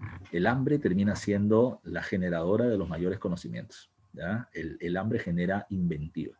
El hombre va a decir, antes yo cazaba y recolectaba con facilidad, ahora ya no hay tanto. Entonces, ¿qué hay que hacer? Hay que comenzar a ver a las plantas y a los animales y hay que ver su ciclo de vida para comenzar a reproducirlo. ¿Qué hacen los seres humanos? Por ejemplo, antes, vamos a suponer esto, yo tenía 100 árboles de manzanas al frente. Quería comer manzana, ¿qué hago? Agarro un árbol y los amaqueo. Y se caen 20 manzanas y me como 2. Pues y las otras 18 las dejas ahí porque sobra, ¿ya? Porque sobra. Pero cuando las manzanas comenzaron a ser cada vez más escasas, ahora se hace una recolección selectiva. Voy a sacar solamente las manzanas maduras, voy a esperar que las otras maduren para poder comerlas. Pero hay algunas manzanas que de maduras van a comenzar a caer el suelo. Cae una manzana, ya rueda la manzana, viene la lluvia, cae en la tierra y ahí donde está la manzanita, un árbol de manzanas. Entonces la gente se emociona porque estaba faltando comida. Ya no hay 100 árboles como antes, ahora hay 2 y ahora creció un tercer árbol. La gente celebra. Pero nunca falta un curioso. Ya, nunca falta un curioso. ¿Quién es nuestro curioso? Vamos a escoger al curioso. El curioso es Saulo, ¿ya? Saulo termina diciendo, qué raro. Ahí donde creció este arbolito de manzanas, yo vi una manzana que estaba ahí. La lluvia la mojó y creció el arbolito. Solamente dio la observación. Nada más, ya nada más. Este tercer árbol crece, sacan las manzanas, alguna manzana madura cae, rueda y más allá, y llega la lluvia y ¡pum! Arbolito de manzanas. Todo el mundo celebra, más comida, qué bien. Pero Saulo dice, 2 veces, eso ya está raro, eso ya está raro. Vuelvan a crecer el árbol, caen las manzanas maduras, una manzana rueda, viene la lluvia, otro arbolito. Eso dice, no, pues, esto es magia, ya, o yo lo puedo terminar encontrando. ¿Qué hace Saulo? Una ecuación cuadrática, ya, A más B más C, todo al cuadrado. ¿Qué va a hacer él? Él va a decir, a ver, manzana tierra, agua de lluvia, igual árbol de manzanas. Te pregunto yo, ¿esa ecuación es correcta o no es correcta? ¿Ya? O sea, la manzana está en la tierra y cae el agua de la lluvia y moja esa tierra y esa manzana, ¿crece un árbol de manzanas? ¿Sí o no? Ya dime si la ecuación que he hecho Saulo es correcta o no es correcta. ¿Ya? Así descubrir el ciclo de vida de las plantas, claro, así, por observación. Nadine dice, sí es correcta. Ya, alguien más que me diga, repito, manzana más tierra más agua de lluvia igual árbol de manzanas. ¿Esa ecuación es correcta? ¿Sí o no? ¿Ya? ¿Sí o no? ¿Qué cosa dice Israel? ¿Qué cosa Daniel dice? Es correcto. Ya, muy bien. ¿Qué cosa dice Saulo? ¿Qué cosa dice Israel? ¿Qué cosa dicen los demás chicos que están acá? ¿Ya? ¿Qué me puede responder Jennifer? ¿Qué me puede decir Cristina? ¿Ya? A ver, Solimar me dice que es correcto. Y ahí Marcelo me termina dando una respuesta. Depende de la fertilidad de la tierra. Ese es correcto. ¿Ya? En matemáticas, cuando tú haces, por ejemplo, operaciones, ¿ya? Con X, con Y, con Z, recuerden que esos nombres son, o esos numeritos o esas letras son variables. Y de la variable depende el resultado. Es decir, pregunta, ¿es realmente la manzana la que genera un árbol de manzanas? Y la respuesta es no. Lo que genera el árbol de manzanas es la semilla. ¿Ya? Segundo, si yo pongo una manzana o una semilla en un cerro, suelo rocoso, ¿va a terminar creciendo un árbol de manzanas? Y la respuesta es no, porque se necesita un suelo relativamente suave para que las raíces se puedan incrustar. Si no hay suelo suave, no va a crecer nada. ¿Ya? Entonces, acá está la variable. Uno, fertilidad del suelo y dos, semillas. Entonces, ya, pues, entonces se equivocaron. No, lo que pasa es que, recuerda, los hombres recién están conociendo. Antes no le habían hecho caso porque había mucha comida. Ahora están comenzando a conocer el ciclo de vida de las plantas. Entonces, cuando los hombres se dieron cuenta que no es la manzana, sino la semilla, entonces me puedo comer la manzana y puedo guardar la semilla. Pero ya como la manzana. Antes tenía que poner toda la manzana entera. Los hombres, ¿cómo saben cuál es el suelo fértil o no? Por experimentación. Yo tenía 20 manzanas y ponía una manzana cerca donde crecen los árboles, una manzana en el cerro, una manzana en la playa. La del cerro ya sabemos que no va a crecer por el suelo rocoso. Y la de la playa tampoco porque la sal va a terminar evitando que crezcan las plantas, la salmuera. Entonces se van dando cuenta, ya sabemos que suelo es fértil y que suelo no, pero eso solamente lo hacen por experimentación. En la experimentación algunos resulta y otros no. Y esa experiencia es la que te ayuda. Entonces, no se olviden, ya no se olviden. Esa es la gran característica de la época, que se va conociendo el ciclo de vida de las plantas y por lo tanto, ¿qué va a hacer el hombre? Dice acá, ya dice acá, los hombres lo que van a hacer es esto, van a tener una economía mixta. ¿Qué significa mixto? Que hago varias cosas a la vez. El hombre sigue siendo depredador, el hombre sigue recolectando, saca frutos de las plantas que crecen salvajemente, libres en la naturaleza. Pero también como va conociendo el ciclo de vida de las plantas que te he mencionado, también comienza a cultivar. Depreda, o sea, recolecta y cultiva en su etapa inicial. Como está cultivando espacios pequeñitos, como si fueran huertos actuales, entonces se va a desarrollar la horticultura, ¿ya? La horticultura, ¿ya? No se olviden de eso. Pero hay que tomar en cuenta otra situación más. El hombre antes cazaba animales, pero el número de animales, como ya te he mencionado, ha terminado disminuyendo mucho. Entonces, ¿el hombre qué va a hacer? Los hombres van a decir, a ver, somos 20, 30 personas en la banda, necesitamos carne. Entonces, ¿qué vamos a hacer? Como somos 16 varones, 4 para el norte, 4 para el sur, 4 para el este y 4 para el oeste. ¿Qué es lo que pasa? Al principio seguramente tuvieron una buena cacería. Trajeron 10 guanaquitos, ¿ya? Y es como, 10 guanacos, guanaquea bailable. Ah, comenzaron a comer todos los guanacos. Siguiente cacería, ya no hay guanaco, único nomás, ¿ya? Entonces van a decir, pucha, madre, entonces, ¿qué hay que hacer? Ya no hay que matar por matar. Mejor capturamos, guardamos, comemos lo necesario y guardamos a los demás. Pero como estos animales en cautiverio se ven, hola, ya comienzan a mirarse entre ellos, entonces comienzan a reproducirse, comienzan a tener sexo. Y los hombres van a comenzar a mirar el espectáculo. Pero no solamente ven cómo tienen sexo los animales, sino que se van a dar cuenta que esa hembra salió preñada. Y se dio cuenta también de que esa hembra estaba en celo y los animales estaban como locos que la salían atrás. ¿Ya? Así que por lo tanto se van dando cuenta de cuándo la hembra está fértil, cuánto tiempo dura precisamente su tiempo de gestación. Yo no sé si has visto tú que tienes perritos o gatitos que a veces las madres se comen, matan a sus crías. Entonces van a comenzar a saber cuándo hay que separar a las crías de las madres que recién han parido. Todo ese tipo de cosas se va aprendiendo. Pero es aprendizaje. El aprendizaje se va haciendo con la experiencia. Entonces, el hombre es cazador y está comenzando a criar animales, a criar animales. Esa crianza termina siendo una parte inicial de cómo poder conseguir su comida. ¿Qué es lo que debe tomar en consideración? Lo que pasa es el siguiente dato, ya el siguiente dato. El hombre se queda más tiempo en un lugar y comienza a producir alimentos. Se comienza a, y ahí viene la palabra adecuada, domesticar. ¿De dónde viene la palabra domesticación? Ya no te olvides de esto. La palabra domesticación viene de dos voces o de dos formas de interpretar. Domesticar viene de la palabra domar, ¿ya? Domar. ¿Qué significa domar? Domar significa controlar. Antes las plantas que sigan libres en la naturaleza, el hombre ahora las controla, la lleva a su casa y le hace crecer en un lugar, ¿ya? La lleva a su casa y la hace crecer en un lugar. Cuando la hace crecer en un lugar, ¿qué hace? Le pone sombra, le echa agüita, cuando sabe del abono le va echando abono, y estas plantas crecen más, en mayor tamaño, con mejores frutos porque están más cuidados. Vamos a poner un ejemplo.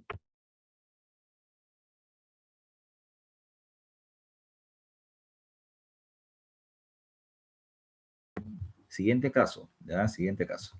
Lo que va a terminar sucediendo además, ya lo que va a terminar sucediendo además es esto. No solamente se va a domar, ya, o a controlar, sino que el hombre va a comenzar a producir poco a poco estos alimentos. Un ejemplo chiquito son los choclos. Yo te digo choclo y en tu concepto termina apareciendo una imagen así, de un maíz grande, serranito, con dientes grandecitos, blanquitos, qué rico con su quesito y su papa. Bacán. Pero tomen en cuenta que al principio no era así, el choclo era así, chiquitito, y tenía 2, 3, 4 dientecitos nada más. Cuando el hombre comienza a domesticarlo, le da más cuidado, más sombra, más agua, comienzan a crecer las plantas, el choclo termina haciéndose cada vez más grande y por lo tanto el producto es mejor. Segundo ejemplo, los animales, ya los animales.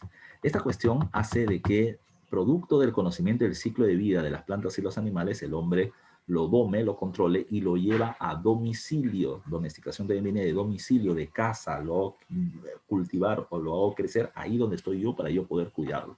Ya no viven libres en la naturaleza, ya no son salvajes, el hombre los ha controlado. Ahora, hay una diferencia clara entre los grupos humanos de la sierra, ¿ya? Y los grupos humanos de la costa. Entonces, ¿cuál es la diferencia? ¿Ya? ¿Cuál es la diferencia? Te explico la situación. La diferencia está, ¿ya? La diferencia está en que en la sierra, ¿ya? En la sierra, el hombre va a comenzar a cultivar, ¿ya? El hombre va a comenzar a cultivar y el hombre va a comenzar a criar animales. Y te explico qué es lo que va a terminar pasando, ¿ya? Mira, en el caso de la sierra, ¿ya? Primero vamos a terminar encontrando al horticultor. ¿Qué es el horticultor? El que está criando, el que está domesticando plantas, ¿ya? Ahí encontramos dos ejemplos. Tenemos el caso de Nanchoc y Guitarrero 2, que te estoy poniendo acá en la diapositiva. ¿Quiénes son Nanchoc y quiénes son Guitarrero 2? Aquí está. Nanchoc está ubicado en Cajamarca, Sierra de Cajamarca, y Guitarrero 2 está ubicado en la Sierra de Ancash. Que encontramos, los dos terminan siendo horticultores. Los dos están cultivando plantas. Los horticultores más antiguos del Perú y de América son los de Nanchoc. Este personaje terminaba cultivando calabaza, ¿ya? No la calabaza naranja de Halloween, sino la calabaza chiquitita andina, el maní, la quinoa y la oca. Mientras que el hombre guitarrero en Ancas, ¿qué cultivaba? Cultivaba payar, ají y frijol. Otros alimentos, pero ya comienza la domesticación de plantas. También están en la misma sierra los domesticadores de animales. Y tenemos al hombre de Piquimachay 2 que cría cuyes y tenemos al hombre de Telarmachay que ha sido pregunta de examen de admisión. Telarmachay en la zona de Junín, ¿qué cosa es lo que va a domesticar? Él es el primer domesticador de animales. ¿Y qué animales fueron encontrados? Llama y alpaca. Te explico. ¿Qué es lo que se halló en Telarmachay? En Telarmachay se halló dos cosas. Se hallaron corrales, ¿ya? Corrales, o sea, lugares para poder criar animales. Y se encontraron dos cosas más. Esqueletos de auquénidos y excremento de auquénidos fosilizados o coprolitos. Cuando los arqueólogos llegan a Telarmachay comienzan a excavar y se dan cuenta que hay muchos animales con excremento de estos animales en un solo lugar. Entonces, los arqueólogos solamente tienen dos posibilidades. O estos animalitos eran muy educados y este era su baño, ¿ya? Y pujaron tanto que se murieron, ¿ya? O la otra opción es que no es que fueran tan educados y venían acá a defecar, sino que estaban obligados a vivir ahí, a defecar ahí y a morirse ahí. pero no los obligó un auquénido mayor que les pegaba, no, los obligó el ser humano. Es ahí donde viene esta cuestión en particular. ¿Qué está pasando? ¿Ya? No te olvides, el hombre doma, el hombre domestica, el hombre controla. Antes habían guanacos y antes habían vicuñas. Guanaco y vicuña viven libres en la naturaleza como hasta ahora. Pero cuando el hombre captura un guanaco y lo domestica, ya no se llama guanaco, ahora se llama llama. ¿Ya? Es más grande, más peluda, está mejor criada porque tiene alimentos que el ser humano le da. La vicuña pasa lo mismo. La vicuña crece en estado salvaje, libre, y cuando el hombre la domestica se llama alpaca. La pregunta de examen de admisión de San Marcos fue, ¿cuáles fueron los animales domesticados por el hombre Telarmachay? Y la respuesta eran llama y alpaca. El hombre controló al guanaco y lo convirtió en llama, agarró a la vicuña y la convirtió en alpaquita. No te olvides tú. ¿Ya? No te olvides tú. Su compañera Solivar me está preguntando, profe, ¿cuál es la diferencia entre horticultura y agricultura? Horticultura, huertos. Agricultura, grandes espacios. ¿Cómo paso de cultivar un pequeño espacio, huerto, a cultivar un gran espacio? Por experimentación. ¿Ya? Yo siempre voy a hacer una pregunta que siempre hago. ¿Ya? Por ejemplo, ¿cuántos de ustedes tienen hermanos, varios hermanos, y ustedes son los mayores, ¿ya? De este grupo de hermanos? ¿Ya? Ya, te hago la pregunta por lo siguiente, mira tú. Nosotros somos 3 hermanos varones. Yo soy el menor. Yo tengo 38, pero soy el menor. ¿Ya? Cuando yo le pregunto a mis papás, a mi mamá sobre todo, si a mí me ha pegado alguna vez, la respuesta es no, a mí nunca me ha pegado. ¿Ya? Profesor, ¿por qué? Tú eres el engreído. No, yo era el tercero. Al que sí le ha caído golpes a mi hermano mayor. A mi hermano segundo, más o menos. Y a mí no. ¿Por qué? Porque el primero siempre es más difícil. ¿Ya? Es más difícil, ¿por qué? Porque te encuentras frente a la experiencia de criar un niño y es un poco complicado, más si no hay una educación mayor de por medio. Entonces, desesperación porque, no sabía qué hacer, se engañó mucho, golpe, ¿ya? Al segundo ya sabía manejarlo un poco, al tercero a mí se paseaban conmigo porque ya sabían cómo, porque ya habían experimentado con 2. Así que conmigo era mucho más fácil. Es lo mismo que pasa acá. Yo no puedo criar 100 animales si primero no he criado 1 o 2. Si crío 2, puedo criar 3. Si crío 3, puedo criar 5. Si crío 5, puedo criar 10. Si crío 10, puedo criar 20. Si crío 20, puedo criar 50 y así. Pero no puedo pasar de 0 a 100. Con la experiencia se va aumentando la cantidad de producción. Cultivo así y luego cultivo así. Crío así y luego crío así. Por experimentación. ¿Ya? Ahora, sigamos hablando. Eso es en la sierra. ¿Qué pasaba en la costa? En la costa, recuerden, el hombre está adaptado a los recursos costeños, a los recursos del mar. Entonces, ¿qué cosa tienes? Tienes horticultura porque están comenzando a cultivar también, pero está el caso de la pesca. Entonces, ¿qué es lo que van a terminar buscando los seres humanos? Conseguir más alimentos con el menor esfuerzo posible. Por ejemplo, tú quieres ser profesional. ¿Para qué? Para tener tu profesión, trabajar en algo que te puede gustar y que te puede ser lucrativo, además que vas a ganar plata. Tú puedes ganar 1.000 soles o 1.500 soles o 2.000 siendo obrero, trabajando 12 horas al día cargando cosas, y puede ser que te guste, como puede ser que lo veas como muy esforzado, pero también puedes terminar ganando el doble, el triple o el cuádruple de eso siendo comerciante, siendo abogado, siendo ingeniero, siendo profesor, etc. ¿Ya? Entonces, haces menos esfuerzo y ganas más. Es lo mismo que pasa acá. Los hombres de la costa consiguen sus alimentos principalmente en el mar, peces. ¿Ya? Peces. Antes tenía que estar con la lanza dando a los animales y tener una buena puntería. Pero ahora, ¿qué va a pasar? El hombre va a comenzar a hacer herramientas para poder adaptarse a esta condición. ¿Ya? ¿Qué va a pasar entonces? En el caso del hombre Santo Domingo, ¿qué hallamos? Ya que hallamos. Lo que vamos a terminar hallando es esto. Él está ubicado en Ica, en Paracas, ya es la aldea más antigua de la costa peruana. Y como él está en la pesca, en lugar de cazar con lanzas o en lugar de pescar con lanzas, va a terminar pescando con redes. Redes, ¿ya? Pero, ¿y cómo hacen las redes? ¿De nylon? No existe nylon. El hombre va a terminar agarrando fibra de cactus. En la costa, ya como no hay mucha agua, crecen cactáceas, plantas que no requieren mucha agua. Los cactus. ¿Qué es lo que es? Se corta el cactus en la parte inferior, el agua no sube y se va secando rapidito, pasa de verde a marrón. Lo que el hombre va a hacer es deshilachar. Esos hilos es la fibra de cactus. ¿Qué es lo que hace? Tengo un montón de hilitos y luego ¿qué es lo que voy a hacer? Los voy a terminar entrelazando y tengo soguillas. Esas soguillas que tengo las voy a terminar entrelazando y tengo una red. Yo agarro una parte de la red, Solimar agarra otra parte de la red, nos agachamos en el río, ponemos a hablar de nuestra vida y los peces solitos gilazos se van enredando. Menos esfuerzo, más pesca, porque hay más gente que tenemos que mantener.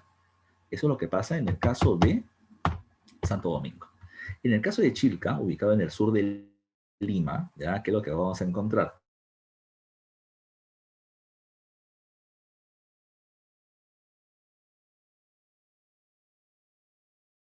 Ellos también pescan, pero pescan con algo diferente. Una cáscara de calabaza, la atraviesan con espinas y la dejan ahí en el mar. ¿Ya? La dejan en el mar. El pez va a terminar viendo ahí algo que está flotando, la agarra y se termina quedando enganchado. Y de esa manera ya termina teniendo comida. ¿Ya? Entonces, menos esfuerzo, más alimentos. Es lo que vamos a encontrar en la costa ligado a la pesca. Como dato adicional, acá se pone que el hombre de Santo Domingo hizo quenas hechas de hueso de pelícano, ¿ya? Y en la zona de Chilca el hombre cría el perro y va a terminar teniendo una aldea con viviendas semi-subterráneas. Creo que por acá les pongo una imagen. No, no está. ¿Ya? ¿Tú que has ido alguna vez a la playa? En la playa recuerden que si tú te paras de tu toallita y te vas al mar, quema. Entonces, ¿qué cosa es lo que ellos hacían? Como la tierra de la superficie de la playa, porque Chilca vivía en la playa, ubícate, ¿ya? ¿Qué es lo que hacían ellos? Ellos terminaban haciendo una excavación, porque mientras tú estás excavando, el agua se hace más húmeda y por lo tanto más fresca. Ahí terminaban haciendo su casa que tenía forma de colmena, ¿ya? En el caso del hombre de Chilca. Arcaico superior. El arcaico superior, no te olvides, es semejante al neolítico de la historia universal. Y el neolítico se va a caracterizar ¿por qué? Porque estamos en la época del apogeo del Holoceno, hace mucho más calor. Segundo caso, se va a terminar teniendo una economía productiva. Y la economía productiva está ligada a la agricultura. ¿Qué era la agricultura? Es la extensión de los campos de cultivo, de huerto a agricultura.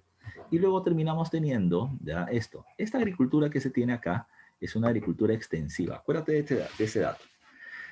La agricultura extensiva, ya es que el hombre extiende los campos de cultivo. ¿Por qué? ¿Ya por qué? Porque viene el agua de la lluvia o porque ya sabe en qué meses del año aumenta el caudal de los ríos y se fertiliza el suelo de los alrededores. El hombre todavía no usa tecnología, no usa canal regadío, no usa andenes, eso no usa. ¿Ya? Entonces el hombre solamente está utilizando el agua de la naturaleza para aumentar los campos de cultivo porque ya sabe cuándo y cómo cultivar. Eso es lo que encontramos. Se llama agricultura extensiva, más espacios, o de secano, porque una vez que se va secando esta agua mojada es donde se puede cultivar en estos pequeños pantanos. Y además ya no se cría pocos, sino muchos animales a través de de la ganadería. Característica de la época. Siguiente caso. Los grupos humanos se hacen sedentarios y estos grupos sedentarios de la época se les conoce con el nombre de ayllus. Ahí tienes el nombrecito. ¿Qué es un ayllu? El ayllu terminan siendo los clanes andinos. ¿Qué es un clan? Pregunta examen de admisión de San Marcos. Un clan termina siendo un conjunto de bandas. En el caso andino, el ayllu termina siendo un conjunto de familias. Una familia nuclear, papá, mamá, hijos, ¿ya? Papá, mamá, hijos, se va a juntar con otras, ¿ya? Y se va a juntar con otras por varios elementos que los unen. Puede ser por lazos sanguíneos o familiares. Papá, mamá, hijo, abuelos, tíos, primos, nietos, cuñados, sobrinos, etc. Todos ellos se van a unir por un lado sanguíneo y forman una familia amplia que es el ayllu. Puede ser que no sea por lado sanguíneo, puede ser que sea por un lazo religioso. Por ejemplo, este pueblo A termina adorando al halcón o al cóndor, ¿ya? Provenientes de la sierra, este pueblo. Y este pueblo B adora a la serpiente proveniente de la costa. Entonces, ¿qué va a terminar pasando? Por lazos religiosos se unen. Puede ser por lazos matrimoniales. Estos pueblos están migrando hasta que se quedan en un lugar donde quedarse a vivir. En la sierra, un lago, una laguna que tiene agua permanentemente, ¿ya? O el agua de los ríos, sabiendo de que pueden terminar ampliando los campos de cultivo. Entonces, ¿qué es lo que pasa? Acá ya llegó un pueblo, y acá llega otro pueblo que dice, este río es bueno para poder vivir. Opción uno, se pelean. Opción dos, nos unimos. Oye, ¿tú crees en el cóndor? Sí, yo también. Somos hermanos, nos fusionamos. ¿Ya? ¿Tú crees en el cóndor? Yo creo en la serpiente. Pucha, ¿no? Entonces nos agarramos a golpe. No, mejor unimos a nuestros tótems y terminamos creando una imagen en común. ¿Ya? Eso es lo que vamos a encontrar en casos como ¿quién? En casos como Huacaprieta. Mira tú. Acá tienes una imagen en un tejido de un cóndor, ya, con una serpiente en su abdomen. Cóndor, animal de la sierra, serpiente, animal de la costa. Se está poniendo una suerte de escudo nacional, una bandera que representa la unión de estos pueblos de estas dos regiones diferentes, ¿ya? Por poner un ejemplo. Por otro lado, los ayllus son sedentarios, formados por uniones familiares ligados a por algún tipo de relación y están liderados por un jefe y ese jefe se le suele llamar con el nombre de curaca y en la época del virreinato cacique, ¿ya? No se olviden ustedes. Siguiente, en esta época ya se encuentra la religión organizada. ¿Por qué? Porque se va a terminar observando la presencia de templos, ¿ya? Cuando hay un templo es porque la gente ya cree en algunas divinidades, por lo general en fuerzas de la naturaleza, el sol, el río, el agua, la tierra, etcétera, ¿ya? Y la gente va allá porque considera de que ese es el lugar donde yo me puedo acercar a mi Dios, pedirle favores, que me dé alimentos, ¿ya? Que me dé alimentos. Y eso es lo que encontramos. Si hay un templo, ha habido personas que han construido el templo y hay alguien que dirige el culto. Entonces la sociedad ya no es igualitaria, sino que comienza a haber una jerarquización.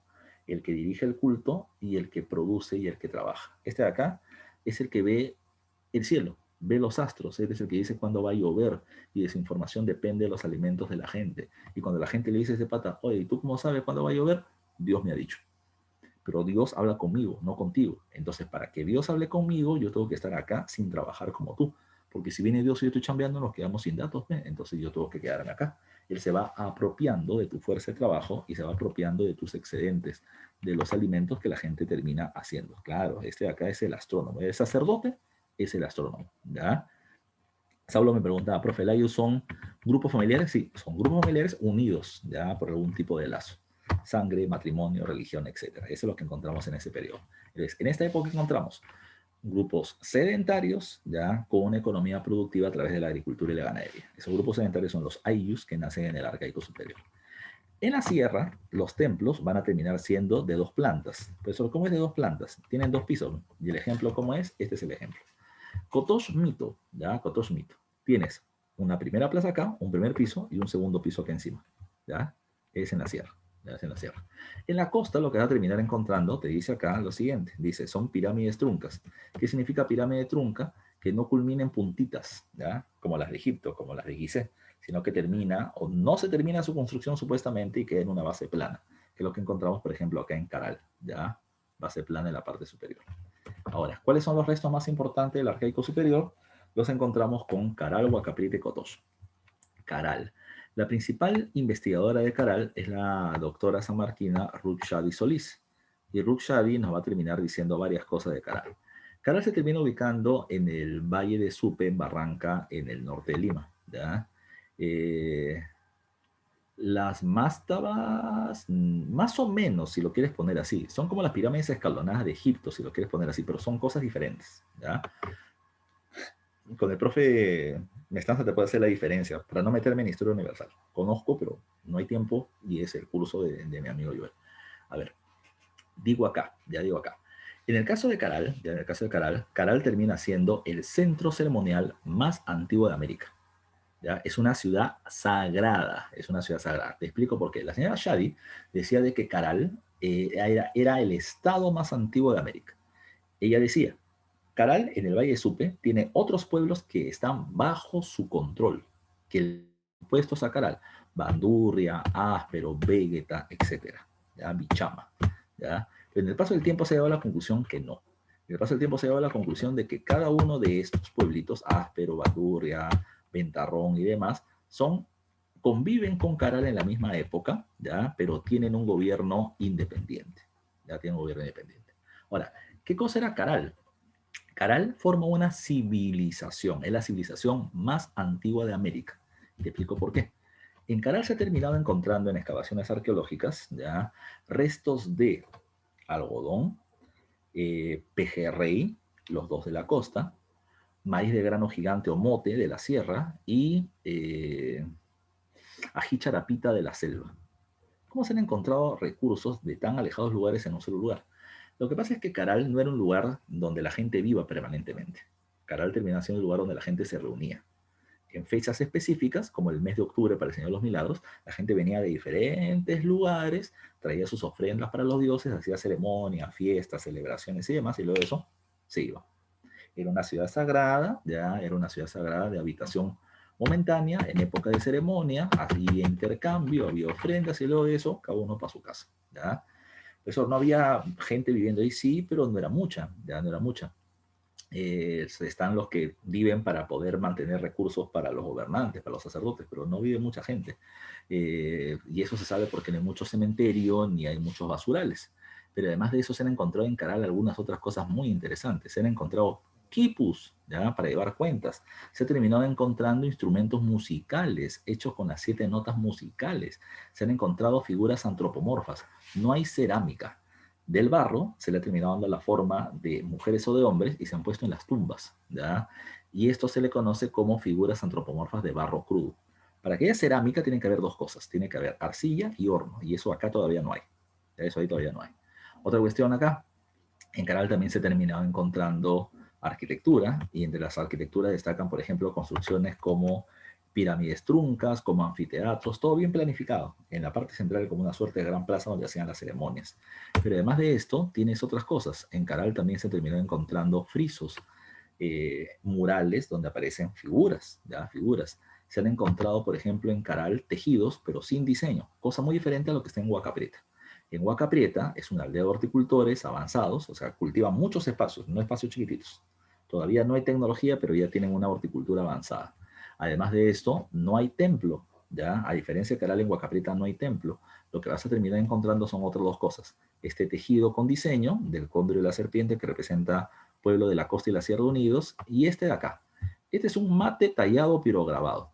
Un mate es la cáscara de la calabaza. La han terminado tallando, la han raspado y han dejado, mira tú, la cara de un felino. Boca, ojitos, orejitas. Felino. Felino como un jaguar, cóndor de la sierra, serpiente de la costa, son los mismos animales que van a aparecer en las figuras de Chavín. Son los dioses tradicionales ya del mundo andino. Cotox. En Cotox está este complejo arqueológico donde hay 3 templos. Templo 1, acá se está poniendo Templo 1, el templo blanco, porque tiene ese color. Templo 2, el templo de las manos cruzadas, donde está esta imagen famosísima que representa, al parecer, a dos líderes que están uniendo sus pueblos ya para terminar formando Cotox. Y el tercer, el templo de los nichitos, donde se tenía altar, donde se rendía culto al fuego. Vamos terminando porque ya me pasé el tiempo. Estoy por pasarlo. Todo este periodo, no se olviden, es precerámico, no hay cerámica. Pero esto cambia acá, ¿ya? En la década de 1920 aproximadamente llega a trabajar un arqueólogo, el primer arqueólogo que viene a trabajar al Perú, que se llama Max Uhle, de procedencia alemana, arqueólogo reconocido, había trabajado en Europa, en Japón, en México y ahora ha venido al Perú. Y él terminaba planteando lo siguiente. La muestra del desarrollo cultural acá en el Perú terminan siendo sus templos y su cerámica. ¿Y esto dónde o cómo va a terminar produciéndose en el Perú? Él va a decir, la cultura no se produce en el Perú, sino que la cultura o la civilización llega desde otro lugar hacia nuestro territorio. Según él, los mayas, ya del punto 1 de Centroamérica, han llegado con embarcaciones hacia el territorio costeño y le han dado vida a 2 pueblos, a la cultura proto-chimú, ya proto-chimú en la costa norte, y la cultura proto-nazca en la costa sur. ¿Qué significa proto? En formación. Se vendría a ser como Mochica y Paracas, ¿ya? Así que los mayas llegados a la costa forman estas culturas y desde la costa comienza a avanzar el desarrollo cultural hacia la sierra. Entonces la cultura en el Perú nace en la costa, pero de procedencia extranjera. ¿Cómo llega? Se llama teoría inmigracionista de la alta cultura peruana. Esa propuesta fue aceptada por muchos años, hasta que viene alguien y le patea la cabeza. Ese alguien es Julio César Tello. Tello había estudiado medicina en San Marcos. En San Marcos le dieron una beca para que se vaya a estudiar antropología a Harvard y luego se va a estudiar arqueología en la Universidad de Berlín. Y luego viene a ser profesor en San Marcos. Tello va a terminar planteando otra cosa. Tello va a terminar planteando en sus excavaciones arqueológicas que encuentra un resto o un centro arquitectónico más antiguo que Mochica y que Paracas, que Protochimo y Protonazca. Y este resto que le encuentra es la cultura Chavín. Por lo tanto, los pueblos de la costa no le han podido dar vida a un pueblo más antiguo, que es el pueblo de Chavín en la sierra. Si alguien le ha dado vida al otro, es Chavín que le ha dado vida a los demás. En esta época, todos los arqueólogos están buscando la madre, quién es el más antiguo que le dio vida a los demás.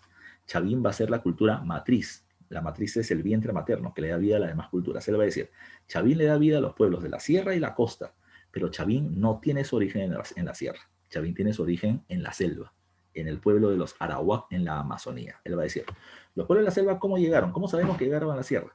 Porque los dioses de la cultura Chavín son una mezcla de 4 animales, va a decir él.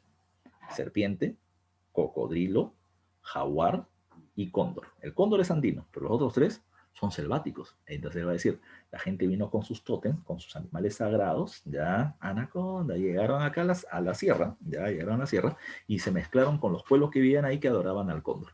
Lo mezclaron y esa mezcla nació Chavín, ¿ya? Y Chavín, de la sierra, pero de procedencia amazónica, se difundió por costa y sierra. Chavín es la cultura matriz, es lo que planteaba él. Entonces, viene otro arqueólogo, años después, en los 60, llamado Federico Kaufmann Doig, Y cómo más decir, si lo que muestra el desarrollo cultural de un pueblo es la cerámica más antigua de América está en Ecuador, en la cultura Valdivia. Por eso que él va a decir que desde el punto 3, desde el Ecuador o Valdivia, se le termina dando vida a los mayas de Centroamérica y a los chavín de la zona del Perú. Entonces va a decir, Valdivia es la cultura más antigua. ¿Qué se dice en la actualidad? Ni uno ni otro, ¿ya? Ni uno ni otro. ¿Por qué? Porque se menciona algo. Tello estaba equivocado, ¿ya? Tello estaba equivocado. Y Maxule más todavía, ¿ya? Pero ¿dónde está la equivocación de Tello? Lo que pasa es que en esa época Chavín era la cultura más antigua que se había encontrado, pero luego aparecen otras. Cupisnique, Garagay, El Paraíso, Cunturhuasi, Pacopampe, etc. Entonces, habían culturas más antiguas que Chavín. Simplemente Chavín es una gran síntesis. Mezcla todos los elementos culturales y crea una cultura común. Pero lo que se menciona es esto. ¿Cómo nace la cultura en el Perú entonces? Lumbreras habla de la teoría hologenista y él va a decir, la cultura en el Perú nace de la relación entre los grupos humanos y su medio ambiente, su entorno natural. De eso nace su cultura. Pero eso no significa, como decía Tello, que no haya ninguna influencia extranjera. Sí, puede haber influencia extranjera. Pudieron haber venido los Valdivia, los mayas, los chibchas, los olmecas, los toltecas, los extraterrestres, si quieres ya. Cualquiera pudo haber venido. Los Anunnaki, los reptilianos. Pudo haber venido cualquiera. Y esos cualquiera que vinieron, lo que hicieron solamente fue agregar aportes a una cultura que se fue formando de la interrelación entre grupos humanos y su medio ambiente. Es una mezcla de teoría autoctonista con teoría inmigracionista, lo que se plantea ahí. Vamos terminando con esto, que es rapidito nomás, ¿ya? El formativo es lo que vamos a ver la próxima clase, ¿ya? En la próxima clase. El del formativo termina siendo la época inicial del desarrollo de la cultura en el Perú. La cultura de la alta cultura, cerámica, arquitectura y demás. En este periodo formativo hay 1800 años de desarrollo y está dividido en 3 etapas. Formativo inferior, medio, donde está la cultura Chavín, que es la cultura más importante, y la época de crisis de Chavín, que es el formativo superior hasta Paracas, por ejemplo. Una característica común de los 3 es que en todos ellos el tipo de gobierno que se tiene es un gobierno teocrático. Recuerden que teo significa Dios, crático viene de kratos, que significa poder, entonces es el poder de los dioses. La gente acepta y asume que los alimentos, la vida y la salud la dan los dioses, pero hay intermediarios de los dioses que son los sacerdotes. Ellos gobiernan en nombre de estas divinidades. No hay fuerza militar. O sí la hay, pero no tienen el control. No, ellos no son los que toman la decisión. Las decisiones las toman los sacerdotes. Ahora, en este formativo, lo que nosotros vamos a ver es solamente el formativo inferior. En este periodo nacen las altas culturas o las civilizaciones, ¿ya? Y para que un pueblo tenga alta cultura o civilización, ¿qué cosa debe tener? Debe tener desarrollo artesanal. ¿Qué es el desarrollo artesanal? La artesanía es lo que se hace, es cuando se hace arte con las manos, ¿ya? ¿Qué es esto? Termina siendo la orfebrería, joyas, la escultura, los tejidos y sobre todo la cerámica, que es la principal muestra que los arqueólogos terminan investigando. Ahora, para que haya desarrollo artesanal hay que tomar en cuenta algo. Necesitamos personas que se dediquen exclusivamente a ese tipo de trabajo. O sea, el que hace cerámica, solo hace cerámica, ya no cultiva, no cría animales. Pero para que él pueda hacer eso, la pregunta es, profe, si él es de cerámica, ¿de qué vive? ¿Se come su cerámica? No. Para que él pueda vivir de hacer cerámica, él tiene que recibir un pago, entre comillas, en comida por esta cerámica que le está haciendo. Entonces, para eso tiene que haber algo primero. El primer gran cambio es esto, el desarrollo de la agricultura intensiva. ¿Qué significa, profe? El hombre va a usar tecnología para cultivar, de tal manera que ya no cultiva un espacio así, sino cultiva un espacio así. Como cultiva mucho, ahora tiene algo llamado con el nombre de excedentes productivos. Antes una familia necesitaba 30 raciones de alimentos para vivir, ahora produce 50. Como me sobran 20, ese es mi excedente, eso lo puedo intercambiar. Lo intercambio, ¿por qué? Acá hay una persona que ve que hay un tipo de tierra, arcilla, que si le echo agua y lo pongo a un horno y con el calor lo seco, tengo un recipiente. Y ese recipiente le va a interesar a otra persona que le sobra comida y necesita dónde guardarla. ¿Qué hago yo? Le doy un recipiente, una artesanía, una cerámica y le digo, te doy esta cerámica, te sirve para guardar agua, chicha, alimentos, pero a cambio tú me tienes que dar 5 raciones de alimentos. Yo me pongo a pensar, tengo 20, le doy 5, sigo teniendo comida. Entonces, intercambio. Este artesano consigue sus alimentos a través de un trabajo diferente a la producción de alimentos y tiene precisamente cómo sobrevivir. Se dedica exclusivamente a ello. ¿Gracias a qué? A que hay una agricultura intensiva y un excedente, podemos tener artesanos especializados. Otro dato más. En esta época hay un montón de pequeños pueblitos, ¿ya? Un montón de pequeños pueblitos. Las Aldas, Tutiscaño, Cunturbasi, Garagay, Sechín, Chanquillo, Huántar, etc. Cada uno de ellos son locales, ¿ya? Están dispersos, ¿ya? Están dispersos. Y cada uno de ellos son autónomos. No existe un gobierno unificado. Cada uno de ellos tienen sus propios gobernantes, sus propios dioses y en su propio territorio. Pero ¿qué va a pasar? ¿Ya qué va a pasar? Si ponemos algunos datos, lo que vamos a encontrar es que destacan algunos sobre otros. Los tres primeros son los grandes productores de cerámica. La cerámica más antigua de la zona de la costa está en las Aldas, ¿ya? En las Aldas. La cerámica más antigua en la zona de la sierra está en Cotos. Profesor, Cotos de la mano cruzada, no. Cotos tiene tres fases. En su fase Guairajirca, en Huánuco, donde encontramos precisamente la producción de cerámica, y en la selva tienes a Tutiscaño, ¿ya? Los productores de joyas de orfebrería hecha en base a metales como el oro, lo encontramos en Cuturhuasi, en Cajamarca. Este es Cuturhuasi. Lo termina siendo una suerte de corona, ya de corona, hecha de oro, ya hecha de oro.